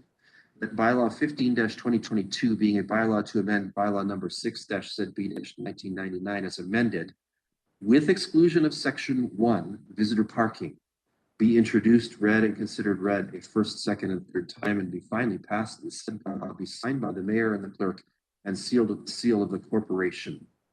Can I call on Councillor Behrens to be our mover for that? Yes. Thank you. Councillor Duncan, will you be our seconder? Yes, I'll second that. Thank you. Any discussion or debate? Someone is going to need to rescue me on eScribe. Okay, we're not seeing any discussion or debate, so let's have that vote.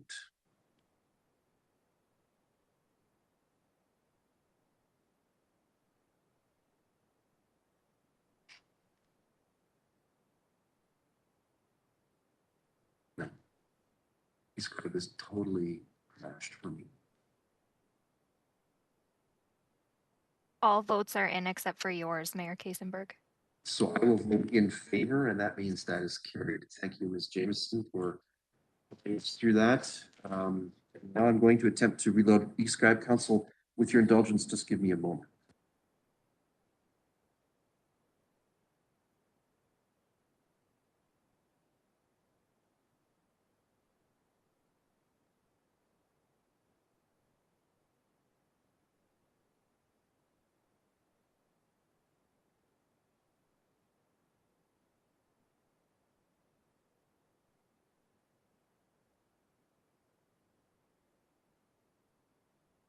Thank you, councillors. I appear to be back into eScribe, which I do rather appreciate at this moment. I think that dispatches the business items that were in 5.2.1.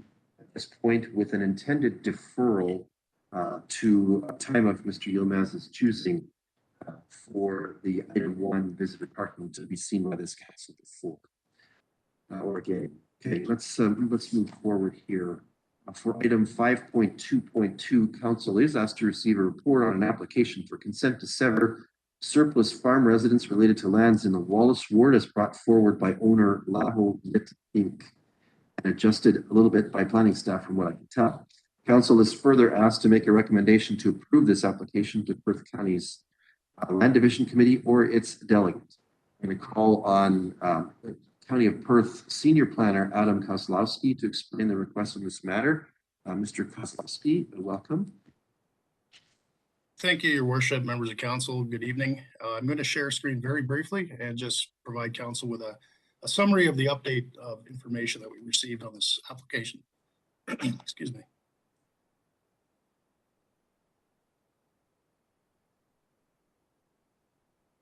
Okay.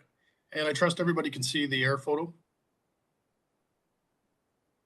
Okay, thank you. So as council recalls, this application was heard last Monday night, and the owner has 2 farm lots, this one in front of you, and then there's a lot to the west. And during last week's council, there was an official plan conformity question raised with this application, and that's because the farm lot to the west does not have a dwelling on it. So council deferred the application for staff to further investigate. And first thing Tuesday morning, I called Egon from Lavalette Inc. and determined that Lavalette actually owns 2 other farms in Wellington County. So as a result, the owner or the applicant owns 4 farms total with 4 dwellings. And in this case, 2 of the dwellings are on one of the farm lots.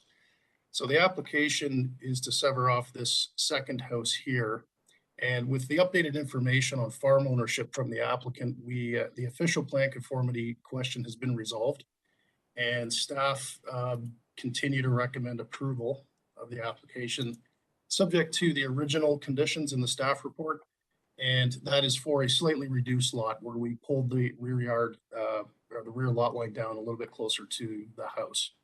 I'd be happy to answer any questions council may have. Thank you. Thank you, Mr. Kozlowski. Questions or first comments on this matter?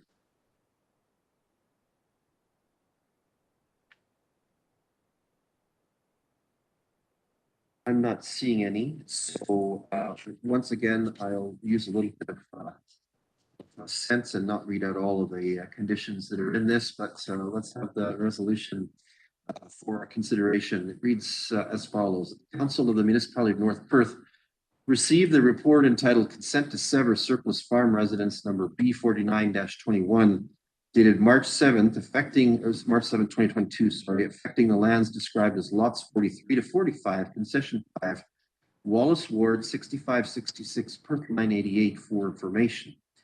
And that council recommends that the County of Perth Land Division Committee or its designate approve the application for consent to sever surplus farm residence number B49-21 subject to the following conditions. For Perth County, there are 6 conditions, and for North Perth, there are a further 10 conditions. They are all in the resolution text that is available in the agenda package. Can I call on Deputy Mayor Kellum to serve as our mover for this one? Yes, I will make that motion. Thank you. Thank you. And Councillor Richardson, will you serve as our seconder? I'll second that motion. Thank you. Thank you. Any discussion or debate?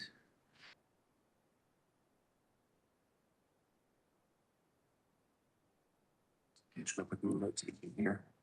Yes, Councillor Johnston.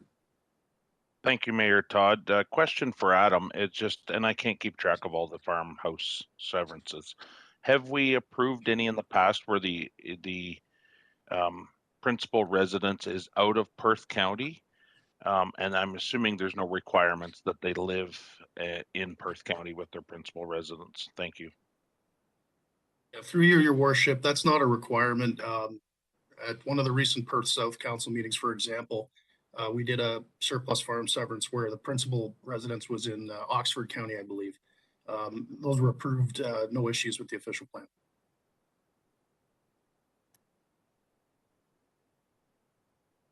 Thank you. Anyone further on this one?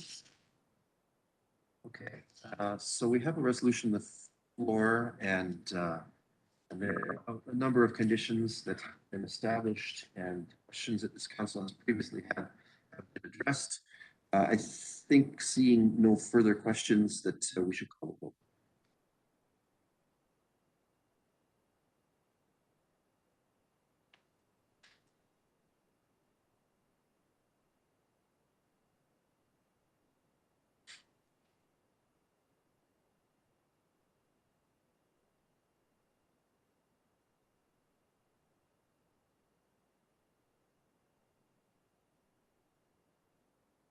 And that is carried. Thank you. That brings us to, we're at 8:30 at the meeting. Normally we would have a recess at this time. I'm going to suggest that we actually do that for 5 minutes or 7 minutes, council. Take us to 8:45. Let's go to 8:45. At that point, Deputy Mayor Kellum will be in the chair. So I will be turning off my camera at this point in time.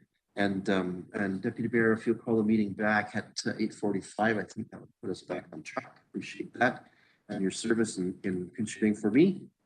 And we'll be back at 8:45.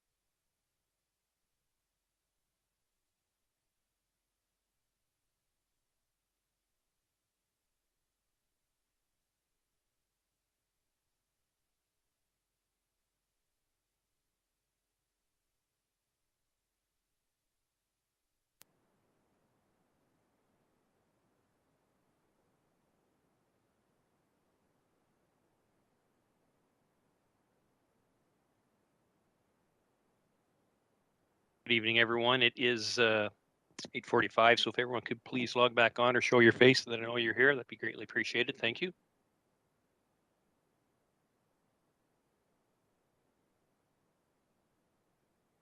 Scrolling across, I believe I see everyone. Am I missing anyone, Lindsay? Okay, perfect. Okay, so moving on to item 5.4 in our agenda, 5.4.1, I believe, the Atwood Outdoor Rink. And I believe that our manager of facilities, Jeff Newell, is starting off with this. Jeff, if you could start, please. Thank you. Good evening, Deputy Mayor Kellum and members of council. Before you is a report with regards to the outdoor rink in Atwood. Over the last number of months, staff have been working with the Atwood Lions Club on finalizing the lease agreement for the Atwood Outdoor Rink. The rink was constructed by the club through grants and fundraising. During recent discussions with the club, the section relating to insurance became a concern. The Atwood Lions do not carry liability insurance on the facility, and they've indicated that obtaining insurance was a challenge.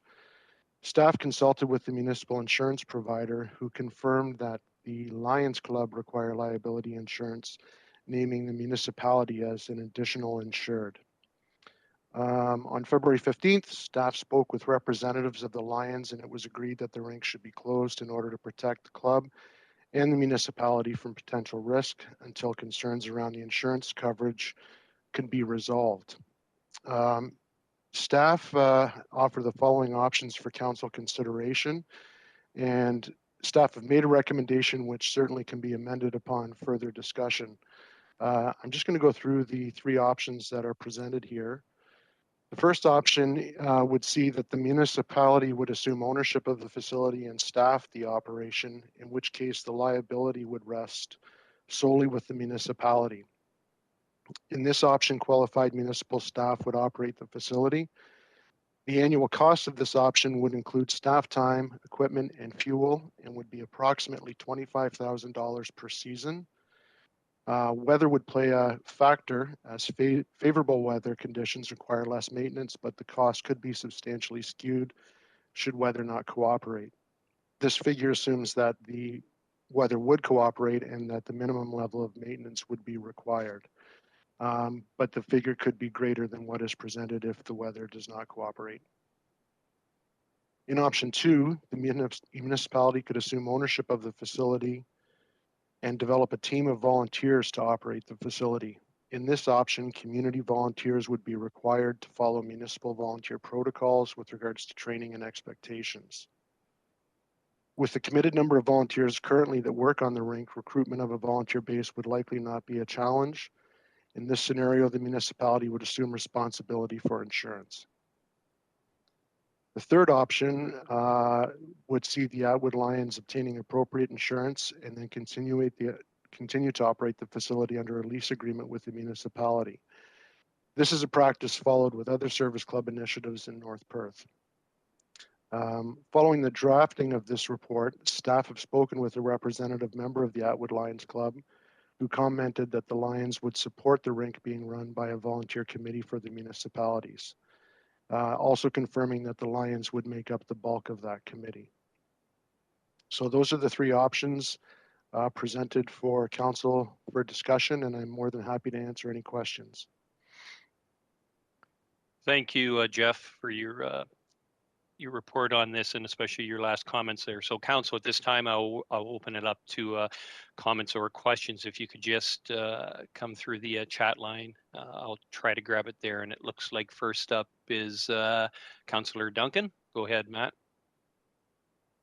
Yeah, I think now hearing Jeff's comments about the Lions Club being in favor with going with option two, I'm definitely in favor of moving in that direction. Thank you, Councillor Duncan. Moving on, we have Councillor Anstead. Neil, way you go. Thanks, Deputy Mayor Collum, through you, and thanks very much for the report, Jeff. And obviously, this is an issue that's generated a lot of interest with the public, and I'm assuming we've gotten a lot of phone calls. I certainly have. Just a question I did have, Jeff. Option two, you mentioned you met with the Lions Club. If we were to move forward with option two, what would be the earliest that potentially we could get the rink reopened?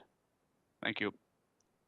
We would have to have discussions with them based on what council decides tonight, Councillor Anstett. We would engage with them as soon as tomorrow to see what state the rink is in currently. With the warm temperatures that we just experienced this past weekend and maintenance, assuming that hasn't been done to the same extent that it had been done in the past, it may be a challenge. I don't know what state the ice is in currently.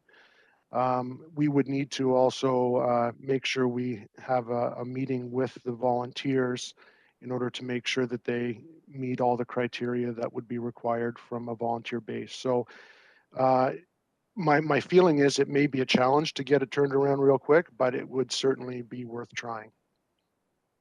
Thank you. Thank you for your comments, Councillor Anstett. Moving on, we have Councillor Rothwell would like to weigh in. Alan? Thanks very much, Deputy Mayor Kellum, and thanks for your reports, Jeff. I too have had a number of calls regarding this matter, and I think all of council and certainly our community understand this is an incredible gift that the Atwood Lions have provided through to our community, and it is extremely well used. My hope is that we can lean on the additional comment that Jeff, you raised in the report as outlined by Councillor Anstett regarding, and Councillor Duncan regarding the possibility of volunteers. My understanding is that there are other municipalities that have been able to procure their insurance coverage through their broker to ensure that volunteers are covered, provided they're working under the direction of the municipality. And that will save considerable cost, as I understand, to the service club. In this case, it would be the municipality's insurance coverage that would cover off liability for both the municipality and the volunteers on the basis of their providing the services to as directed by the municipality. So I'm certainly in favor of that, and certainly would look forward to an appropriate resolution that's going to safeguard certainly the municipality, but also Lions Club and its members, as well as the safety of our community. Thank you very much. Thank you very much, Councillor Rothwell. Very good input. Moving on, and I see we have Councillor Richardson would like to weigh in. Matt, go ahead, please. Thank you. Through you, Deputy Mayor Kellum, I tending to lean towards option 2 as well. Just one question, Jeff, and thank you for the report. I'm just wondering, approximately how long does it take to get the recruitment or the volunteer base up to speed with what they need to know as far as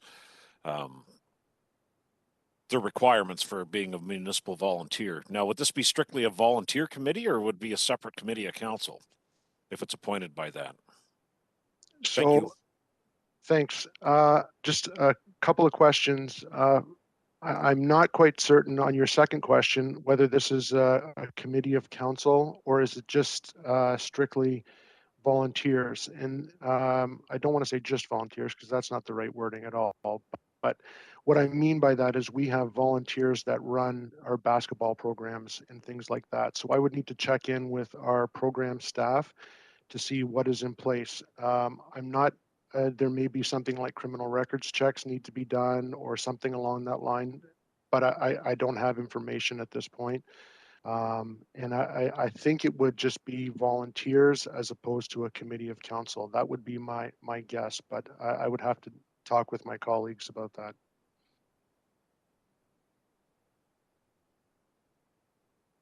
Thank you, Jeff. Is that to answer your question, Councillor Richardson? You're muted. My apologies. I misspoke when I had said an actual committee of council, but just given with the volunteers, and I kind of sort of thought it was like a pseudo committee that under the umbrella and the guise of council, but I do believe that I misspoke there. And thank you for the time. I just wasn't sure about what the requirements were for municipal volunteers. Thank you. Thank you, Councillor Richardson. Moving on, I see that Councillor Johnson would like to weigh in on this. Dave? Thank you, Deputy Mayor, and thank you, Jeff, for the report. And I'm glad to see that option 2 is moving to the forefront. As I understand, securing insurance for the Atwood Lions is very cost prohibitive. So I'm much in favor of that. And I would just like to reiterate, Jeff, if there's any way we can get something done. If the weather happened to turn cold for next week, it would be so fantastic if that would be open for March break. I just can't reiterate that enough. So thank you, Jeff, and thank you, Council, for all your comments. Thank you. Thank you, Councillor Johnson. Moving on, I see that we have Councillor Andreessen would like to speak. Leanne, go ahead, please. Yes, thank you. I also support option 2 as well. I just want to also mention that I really feel that it's very unfortunate that it's had to come to this, and that I would really like to see agreements made in advance of projects like this going forward in terms of operation and insurance and the sustainability of projects like this. It's really unfortunate that we've had to kind of stall things and it's hit the media when hopefully in the future we can kind of do some planning and get contracts and agreements put in advance and have them reviewed on an ongoing basis too. So that's my feeling, and my hope is that we can avoid something like this in the future. Thank you. Thank you for your comments, Councillor Andreessen. Moving on, I see that Councillor Behrens would like to speak on this matter. Go ahead, Julie, please. Thank you, Deputy Mayor Kellum. And Jeff, thank you very much for your report with the options. And I certainly would support option 2. The only concern that I have is I'm sure we have a municipal volunteer policy. And as Jeff, I believe, mentioned, you know, criminal record checks and that type of thing have to be done. So this isn't going to necessarily be a quick fix. And I was going to ask Jeff or someone who would know, is it our policy to actually roster volunteers? And by that, I mean, you know, Jeff had mentioned about people helping with basketball and things like that. Do we carry a list? Because, yeah, like I know that Councillor Rothwell has suggested that there are other areas out there that do have committees of volunteers, but sometimes they're rostered. And a lot of it is to do with the insurance to make sure that they do follow the protocols and the training and the expectations. I know we did get ourselves into some concerns years ago when we used to let, for example, volunteers run bars at our municipal facilities. So as much as option 2 seems like it's a good idea, and I fully support it because I do appreciate all the Lions have done for the village of Atwood and our community. It just may take a little bit longer than a week to get this all up and running. So that's my concern. And I would, and again, I will work with our programs department just to find out where we set with volunteer policy and what are the actual requirements of it, because again, it's just due diligence. You want to make sure that you're doing the right thing with the right kind of people as well. So I don't anticipate there's any problems, but again, this will be work based on council's direction tonight, next steps that need to take place. And we'll work on that right away.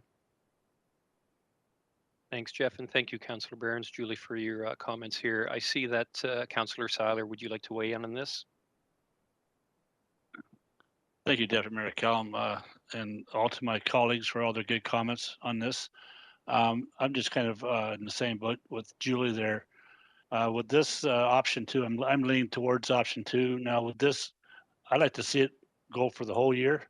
Like, I'm not sure whether they have the ball hockey in the summer or not, but if when we're looking into it, just make sure that it'll be covered 12 months of the year and not just for wintertime use. Thank you.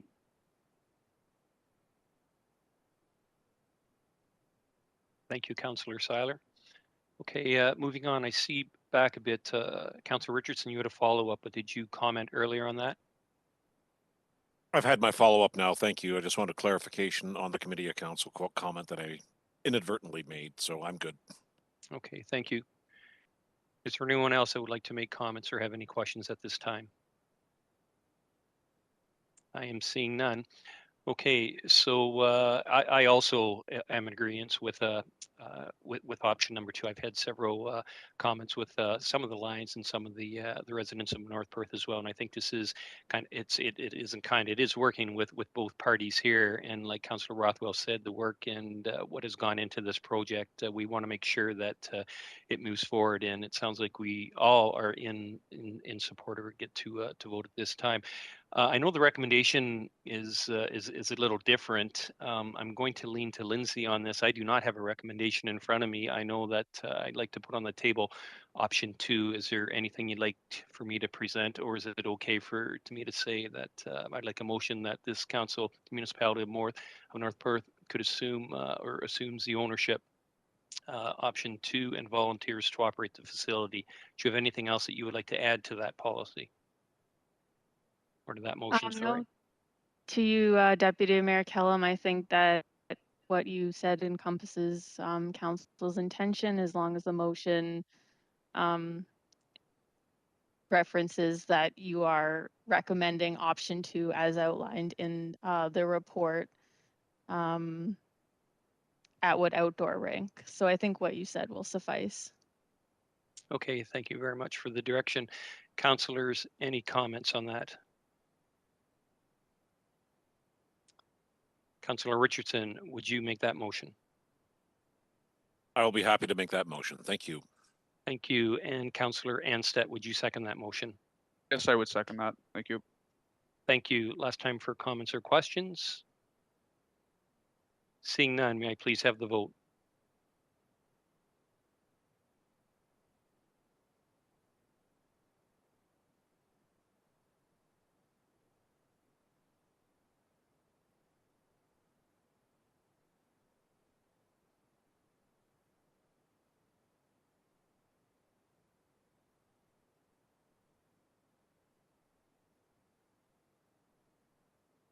And that is carried unanimously. Thank you, Council, for all your input on this very serious subject. At the beginning, I didn't, but for the records, please put that Mayor Kaysenberg declared pecuniary interest on this. And at this time, if someone would allow him back into the meeting to reconvene and re-chair the meeting, that would be great. Thank you, everyone.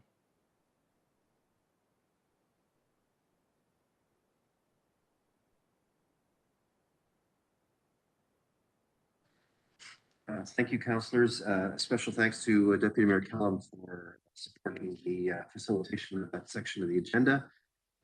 Let's now move to item 5.5, reports from our finance department. As item 5.5.1, finance staff has brought forward for council review the accounts as of this day, not February 28th. This day is March 7th. Goodness, I need to update my notes. This account listing represents expenditures for all municipal services, including Perth Meadows operations, but does not include the incoming revenues that offset these expenses. I'll note, as has been accustomed, that some councillors have declared a potential pecuniary interest in this item and will absent themselves from consideration and voting. Are there any questions about the report for our staff?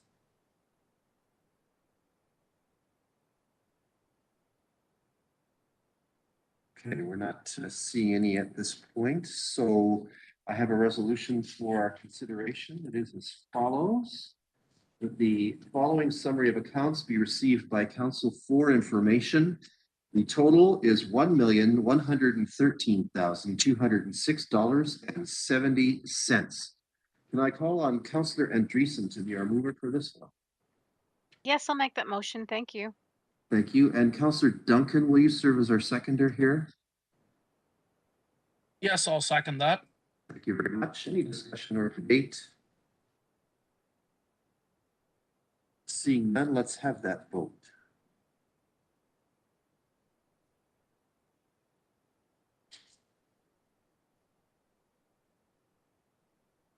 And that is carried. Thank you. Next up is item 5.5.2. Council is invited under this item to receive the final report of the 2022 Budget Committee Chair and to approve the 2022 capital and operating budgets for the corporation. It's my pleasure to call on Chair Alan Rothwell to present the budget. He and Deputy Chair Andreessen have done a lot of work this year. We appreciate their service. And now it's time to show and tell. Councillor Rothwell, the floor is yours. Thank you very much, Mayor Todd, and thank you for the opportunity, Council, to chair your budget committee. On behalf of Council, there we are. I am tabling the 2022 budget for Council approval. Through the 2022 budget process, members of Council and staff have worked to find a balanced position between the need to support important municipal services, invest in current and future infrastructure and asset needs, while at the same time limiting tax increases. Council began the 2022 budgeting process with a policy statement and pre-budget public survey, followed by a visiting session last fall. The visiting session gave each member of Council the opportunity to outline their concerns about municipal services provided and the delivery of those services in North Perth, as well as their priorities for the 2022 budget. Capital project ranking. All new proposed capital projects for 2022 were ranked based on standard criteria to assist in establishing a priority list for Council's consideration. The cumulative list, that's of both new and carryover projects from previous years, was reviewed by the senior management teams with some minor adjustments being made. Public engagement. The development of the proposed 2022 operating and capital budgets included a range of opportunities for the public input and engagement. These opportunities included the 2022 North Perth budget project page on yoursaynorthperth.ca, and engagement activities hosted on this page included the 2022 pre-budget survey, which was a brief summary attached outlining common concerns and themes in the survey results and how they are being addressed through the 22 budget and other municipal initiatives. And I'll just digress here on page 13. The three issues in particular that were highlighted were traffic issues, were the most important concern among residents, respondents of the survey.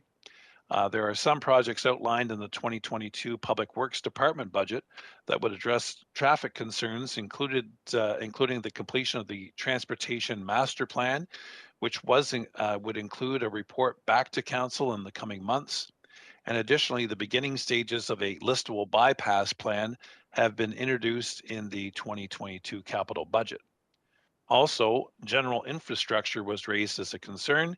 That was the second most important concern facing survey respondents was growth, development, and infrastructure. There are various projects throughout the 2022 capital budget that address the need to maintain and enhance current infrastructure, including roadwork projects and replacing bridges and culverts. And additionally, the 2022 operating budget allows for routine maintenance of existing infrastructure. And lastly, the concern of growth, development, and sustainability that was indicated in the results of the pre-budget survey as well. In 2022, the capital budget projects such as the Northeast Development Lands and the Benning Street area planning process focus on responsible growth and plans for future development. As always, the building department operating budget also focuses on responsible growth and development. Now back to the other comments as noted on page 3 of this report. The opportunities for engagement with the public also included a question and answer board. And lastly, the 2022 proposed budget virtual consultation, wherein Vice Chair Andreessen and myself presented the 2022 draft budget in a video format. And I've been informed that so far that we've had 45 views since this was posted a couple of weeks ago. Lastly, a budget page on the municipal website at www.northperth.ca is also available. And we did receive 2 comments from members of the public. One was wanting to make sure that there was funding to address affordable housing initiatives within the budget this year. And a second was a question regarding Perth Meadows, which, by the way, is funded solely by user fees, which I note later in our comments. Due to the COVID-19 pandemic, the municipality was unable to host an in-person budget open house. The information, as I said earlier, was that's usually presented at the budget open house was adapted into that virtual consultation opportunity that included the video presentation and feedback form. Interested parties have had an opportunity to review the live stream of all 2022 budget meetings on the North Perth YouTube channel. And communication and engagement on implementation of the proposed 2022 budget will continue throughout the year. Now, the 2022 operating budget. This year, the province is providing the municipality with $1,509,000 through the Ontario Municipal Partnership Fund, also known as OMPF, which is the equivalent of $259 per household, compared to last year in 2021, wherein the municipality of North Perth received $1,445,300 from the province from OMPF. In 2022, OMPF revenue has been distributed amongst the municipal department operating budgets. The OMPF is the primary funding source by the province to municipalities. When the current provincial government came into power, a review was conducted on the OMPF program, and the province has also announced its commitment to consult with municipalities to better focus OMPF on communities that need it most, including small, northern, and rural communities. For services funded by tax dollars, the estimated operating costs total $33,774,733.57. And after other funding sources, the municipality will be raising $16,731,205.68 in local property tax.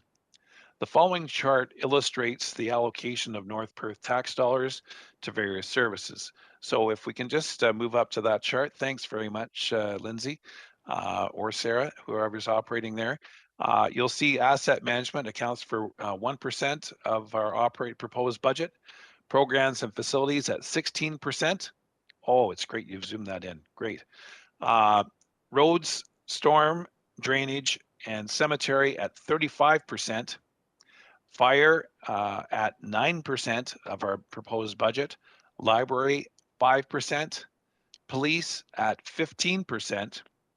And lastly, general administration, economic development, clerk, finance, information technology, conservation authorities, and the business improvement area at 18%. Other operation budgets totaling $12,827,083 are solely funded by user fees. And these include childcare services, the building department, water services, wastewater services, waste management, as well as my previous mention of Perth Meadows. Again, all of those that I've mentioned are solely funded by user fees. As part of the asset management financing strategy approved by Council, $242,000 per year beginning in 2020 is included in the annual operating budget. And this should close the funding gap by 2048. Yes, I did say 2048. There is a significant gap. However, with that $242,000 per year, we are starting to close that funding gap. Introduced in 2018, the Stormwater Management Area Rate, or SMAR, is an area-rated levy to provide for future stormwater management services in the built-up area of Listowel, including some of the fringe developments surrounding the Listowel ward. The levy for 2022 is estimated at $250,000 and is shared amongst the properties within that stormwater management area rate set boundary. The business improvement area, or BIA levy, is $119,300, is also area rated to commercial properties within that limited boundary of the business improvement area. Now, the 2022 capital budget. This budget for 2022 for capital includes multiple carryover projects from last year in 2021. Some significant carryover projects include the Northeast Development Lands on Walton Avenue and Davidson Avenue Pump Station, the Transportation Master Plan, a Master Servicing Plan, a Community-Wide Climate Change Plan, the Budget and Minimum Maintenance Standards software application, the hydraulic re-rating of the wastewater treatment plant, the Elma Memorial Community Center refurbishment and renovation project, as well as aquatic facility drawings. There are a number of new projects planned for 2022, and examples include the water meter replacement plan program, Binning Street area master plan, the Davidson Avenue North bridge replacement, asphalt resurfacing programs, the Moncton Ballpark lighting upgrades, as well as the Listowel Memorial Pavilion upgrades. The overall project cost estimate for 2022 is just over $16.8 million. Carryover project costs represent $7,432,731, or 44% of the overall amount. The ongoing project work is being funded by development charges revenues, reserves and reserve funds, donations, as well as both federal and provincial grant funding. Maintaining and improving North Perth's municipal infrastructure will continue to require significant and planned investment. Now, what you're all waiting for, the impact on property taxes.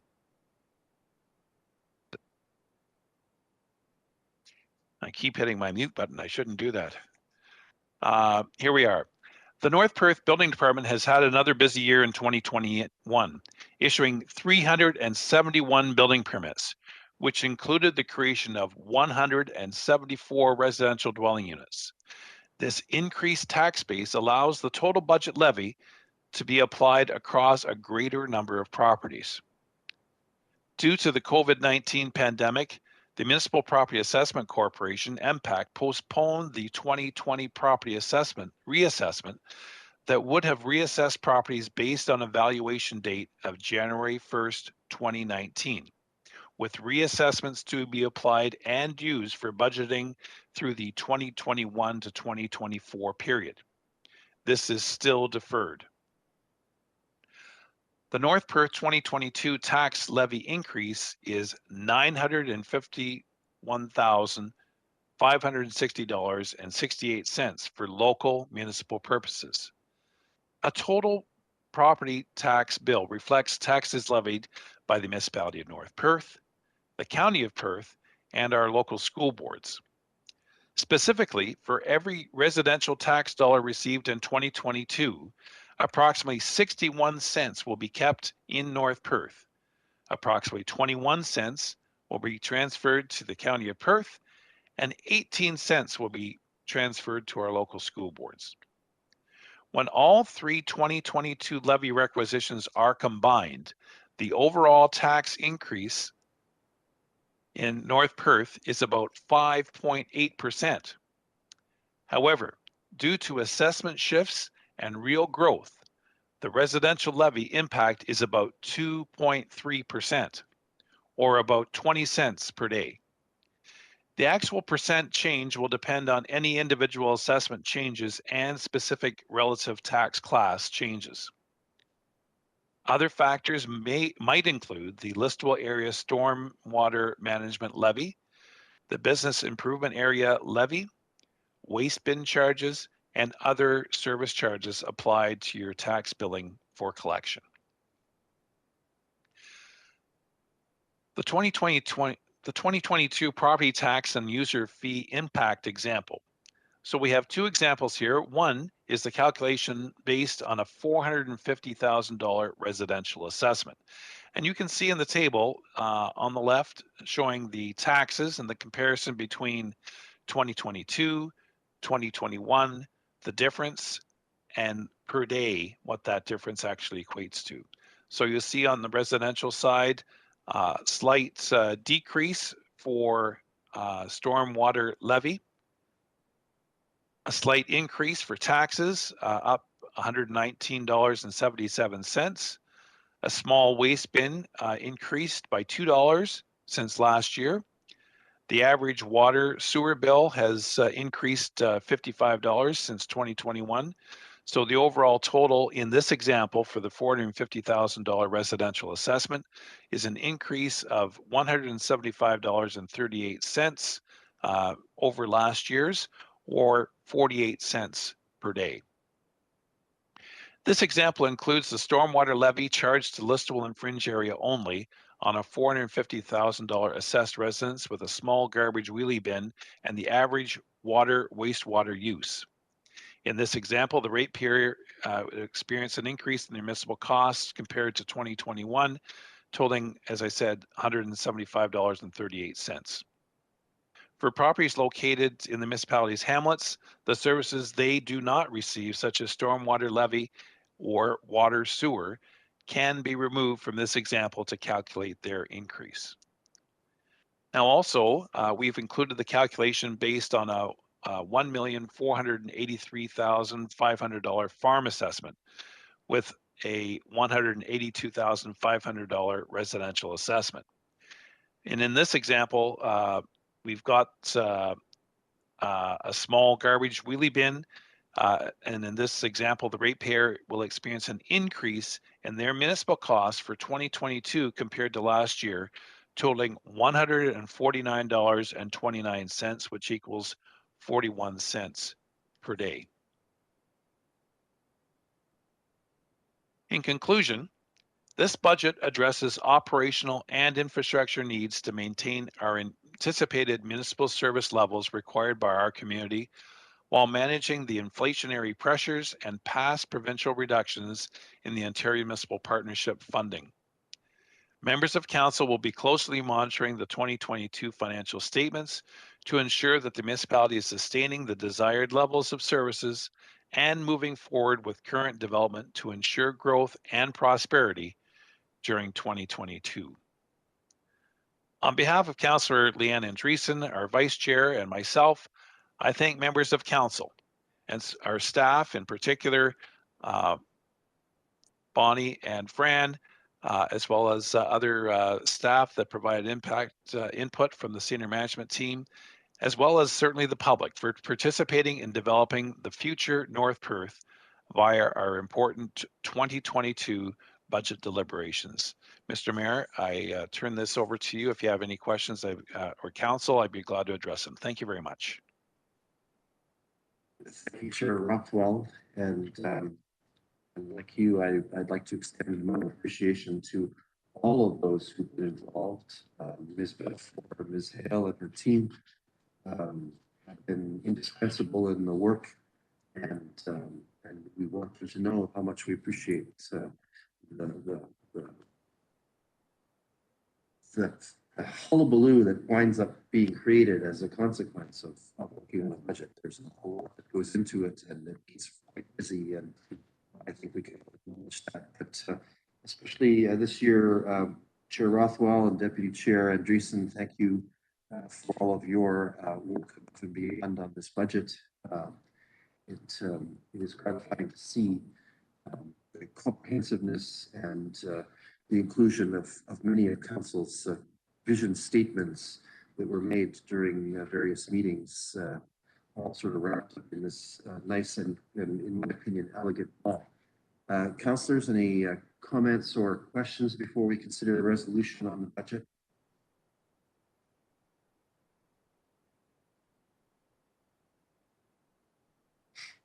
Okay, I'm not seeing any expression of indication there, so I do have a resolution The Council of the Municipality of North Perth approves the 2022 budget.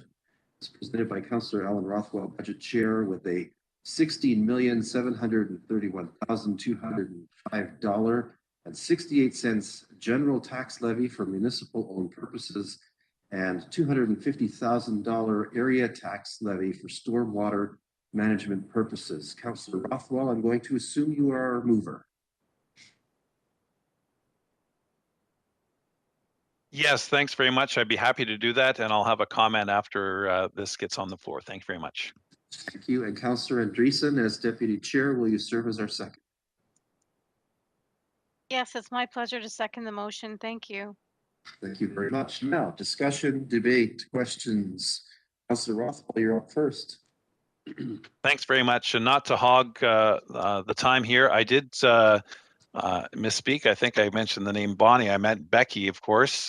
Becky, thank you very much for your work and effort to guide us through all this, as well as Fran and the rest of the staff.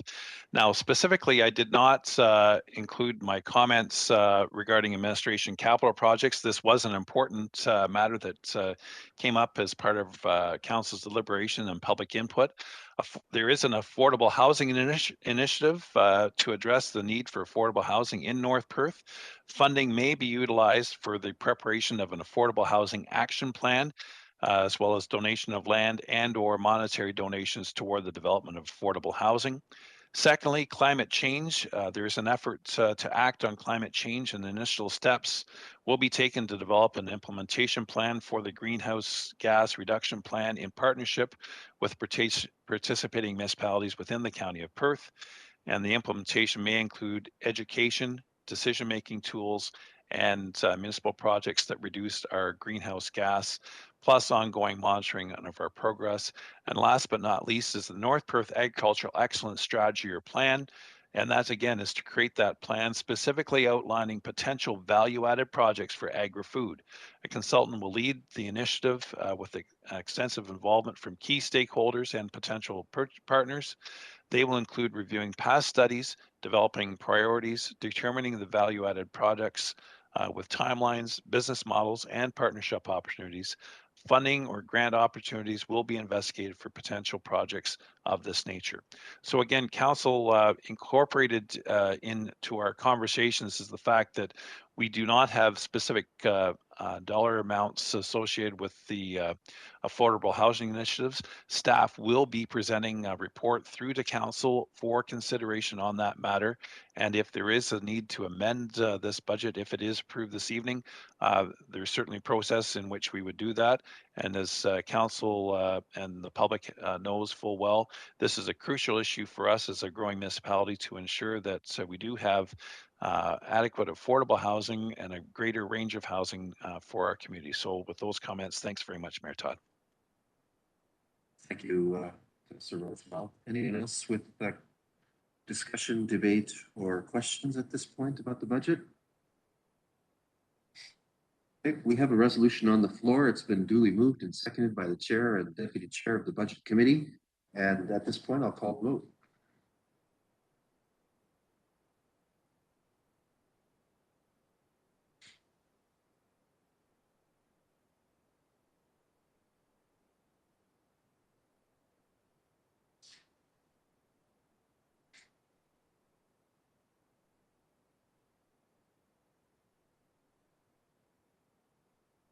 Deputy Clerk Jameson, are we missing somebody at this point?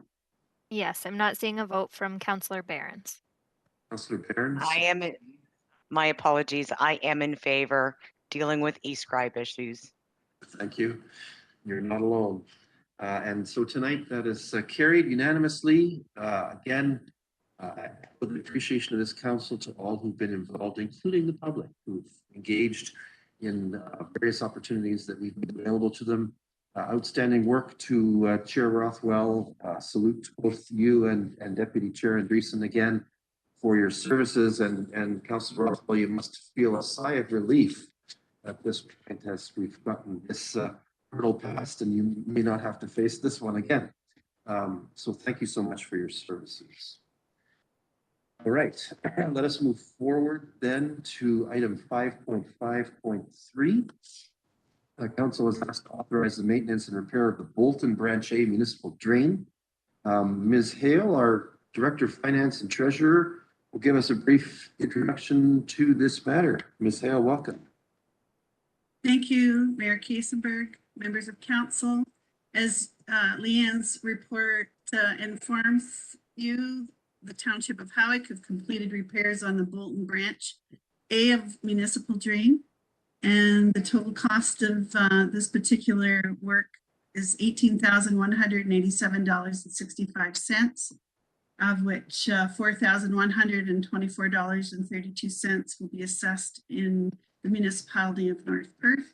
And so this evening we're bringing forward Bylaw 38-2022 for your consideration that we may bill out these costs. Thank you very much. Any questions or first comments from council? Okay, we're not seeing any. So I have a resolution for our consideration. It reads as follows: the bylaw 38-2022 being a bylaw to authorize the maintenance and repair of the Bolton Branch A municipal drain be introduced, read, and considered read a first, second, and third time and be finally passed, and that the said bylaw be signed by the mayor and the clerk and sealed with the seal of the corporation. Councillor Anstett, can I call on you to be our mover for this one? Yes, I would move that. Thank you. Thank you. And Councillor Duncan, will you serve as our seconder on this one? Yes, I'll second that. Thank you very much. Any discussion or debate? We're noting the intended abstention of Councillor Behrens for potential interest here. Let's have that vote.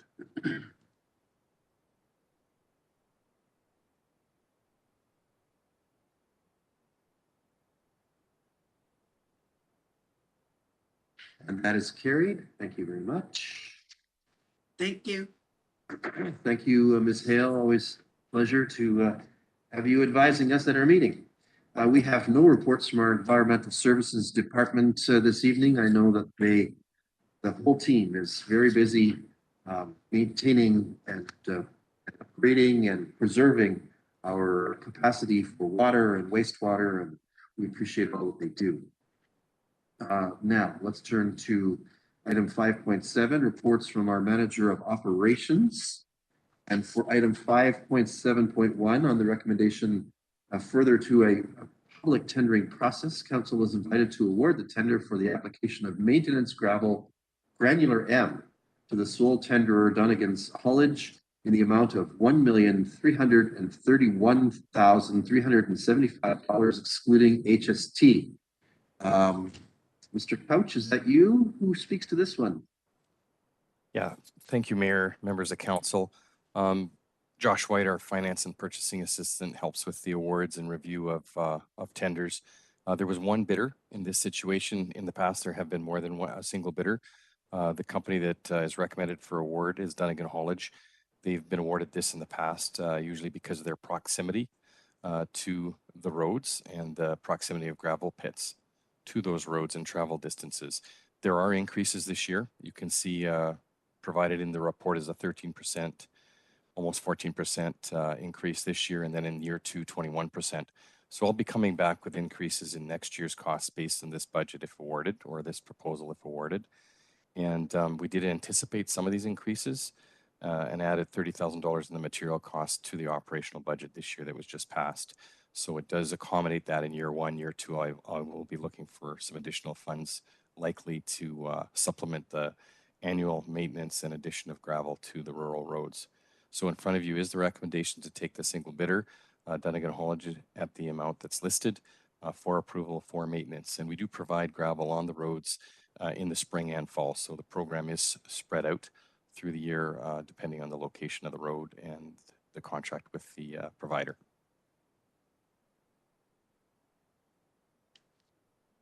Thank you, Mr. Couch. Any questions or first comments on this matter from council?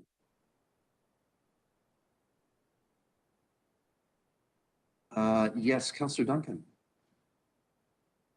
Yeah, I was just wondering, Linda, I didn't see it in the report. Could you tell us what the price per ton was for the gravel this year? I had that here.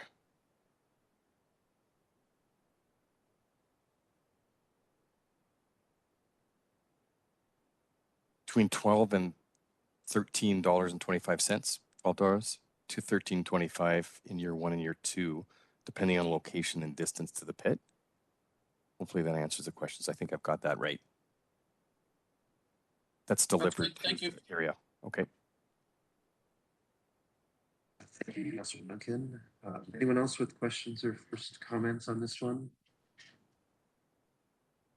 Okay, let's consider the resolution then. Proposed to us that the Council of the Municipality of North Perth award tender number NP-004-22T for the application of maintenance gravel granular M to the sole tenderer Dunnigan's Haulage Limited in the amount of $1,331,375 excluding HST.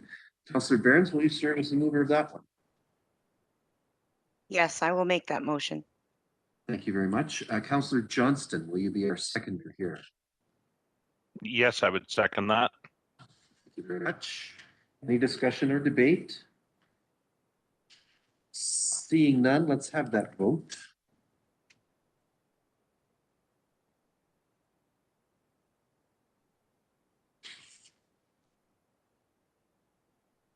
And that is carried. Thank you very much. Next up, item 5.7.2 invites council to extend a contract related to liquid dust control along with various cost provisions. The report was penned by Mr. White, but I believe Mr. Couch, you might be the man of the hour on this one. Yes, thanks again. More increases in terms of the cost of providing material and transporting material. This is year 3 of a 3-year contract, and the awarded contractor is Daily, and they've asked for an increase of 5.1% due to the increases that they're seeing in providing the material to the municipality. I had a fairly detailed review actually with the finance and purchasing assistant and the director in finance on this request. They listed several items, including fuel, material, and supplies, and other issues that they've been facing in terms of provision. It is a minor increase at 5.1% and represents about a $12,000 increase overall in the anticipated cost for the year. So the recommendation, understanding that due to the pandemic and the related costs, that this is reasonable. And it was brought forward after review by staff, as I've said, to recommend it and accept it and bring it to council for approval for this year's dust control program and the provision of that material. Thank you, Mr. Couch. Any questions or first comments on this one?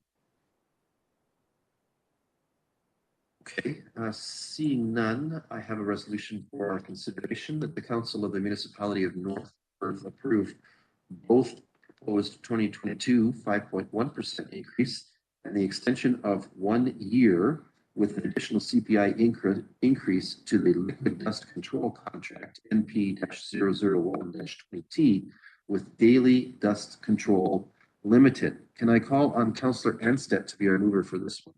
Yes, I would move that motion. Thank you. Thank you. And Councillor Seiler, will you be our seconder on this one? Yes, it would. Yes, it would. Thank you. Thank you. A little bit of a out of order. I'm getting it back on track. All right, discussion, debate. Seeing none, let's have that vote.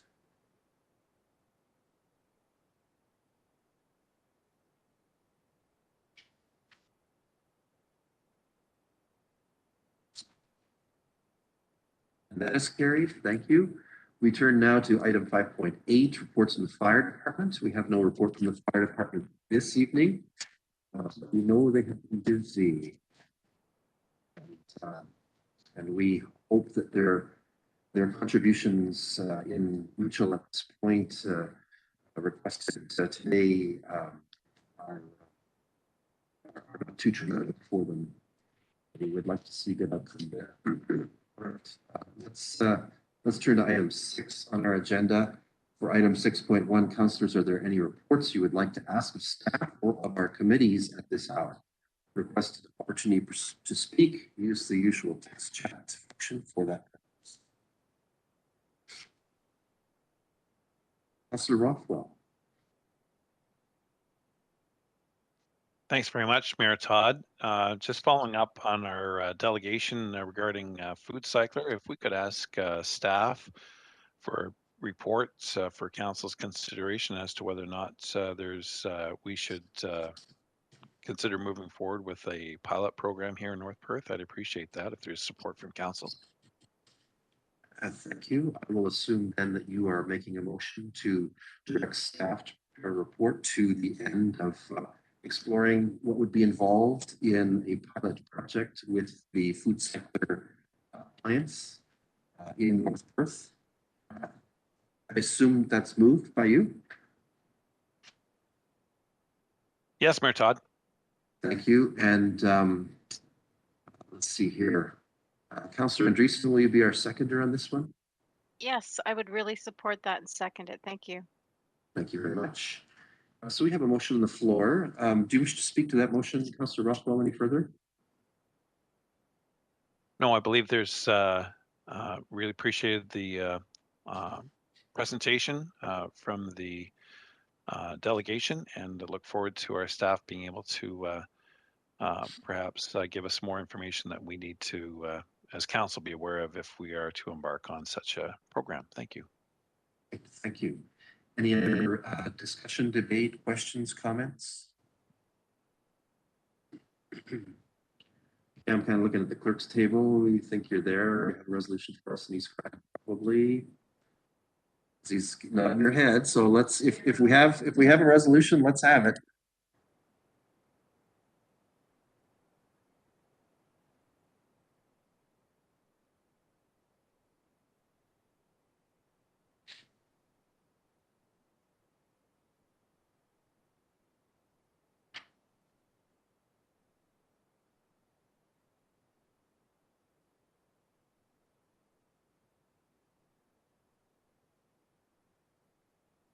Deputy Clerk Jameson, are we waiting on somebody?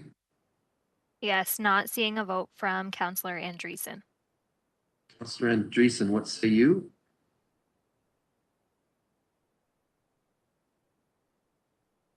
Oh, there it is, and that is carried. Thank you very much. Any other requests for reports under item 6?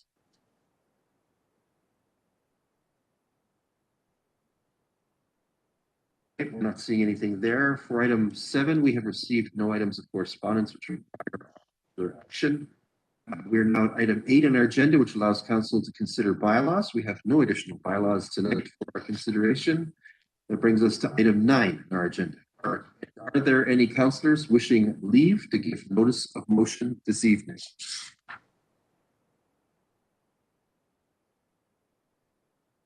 We're not seeing a response to that. That brings us to item 10 on our agenda. For item 10.1, are there any announcements that would be of benefit to our community or that reflect well on North Perth at this time? Queue up in the text chat window if you'd like to participate.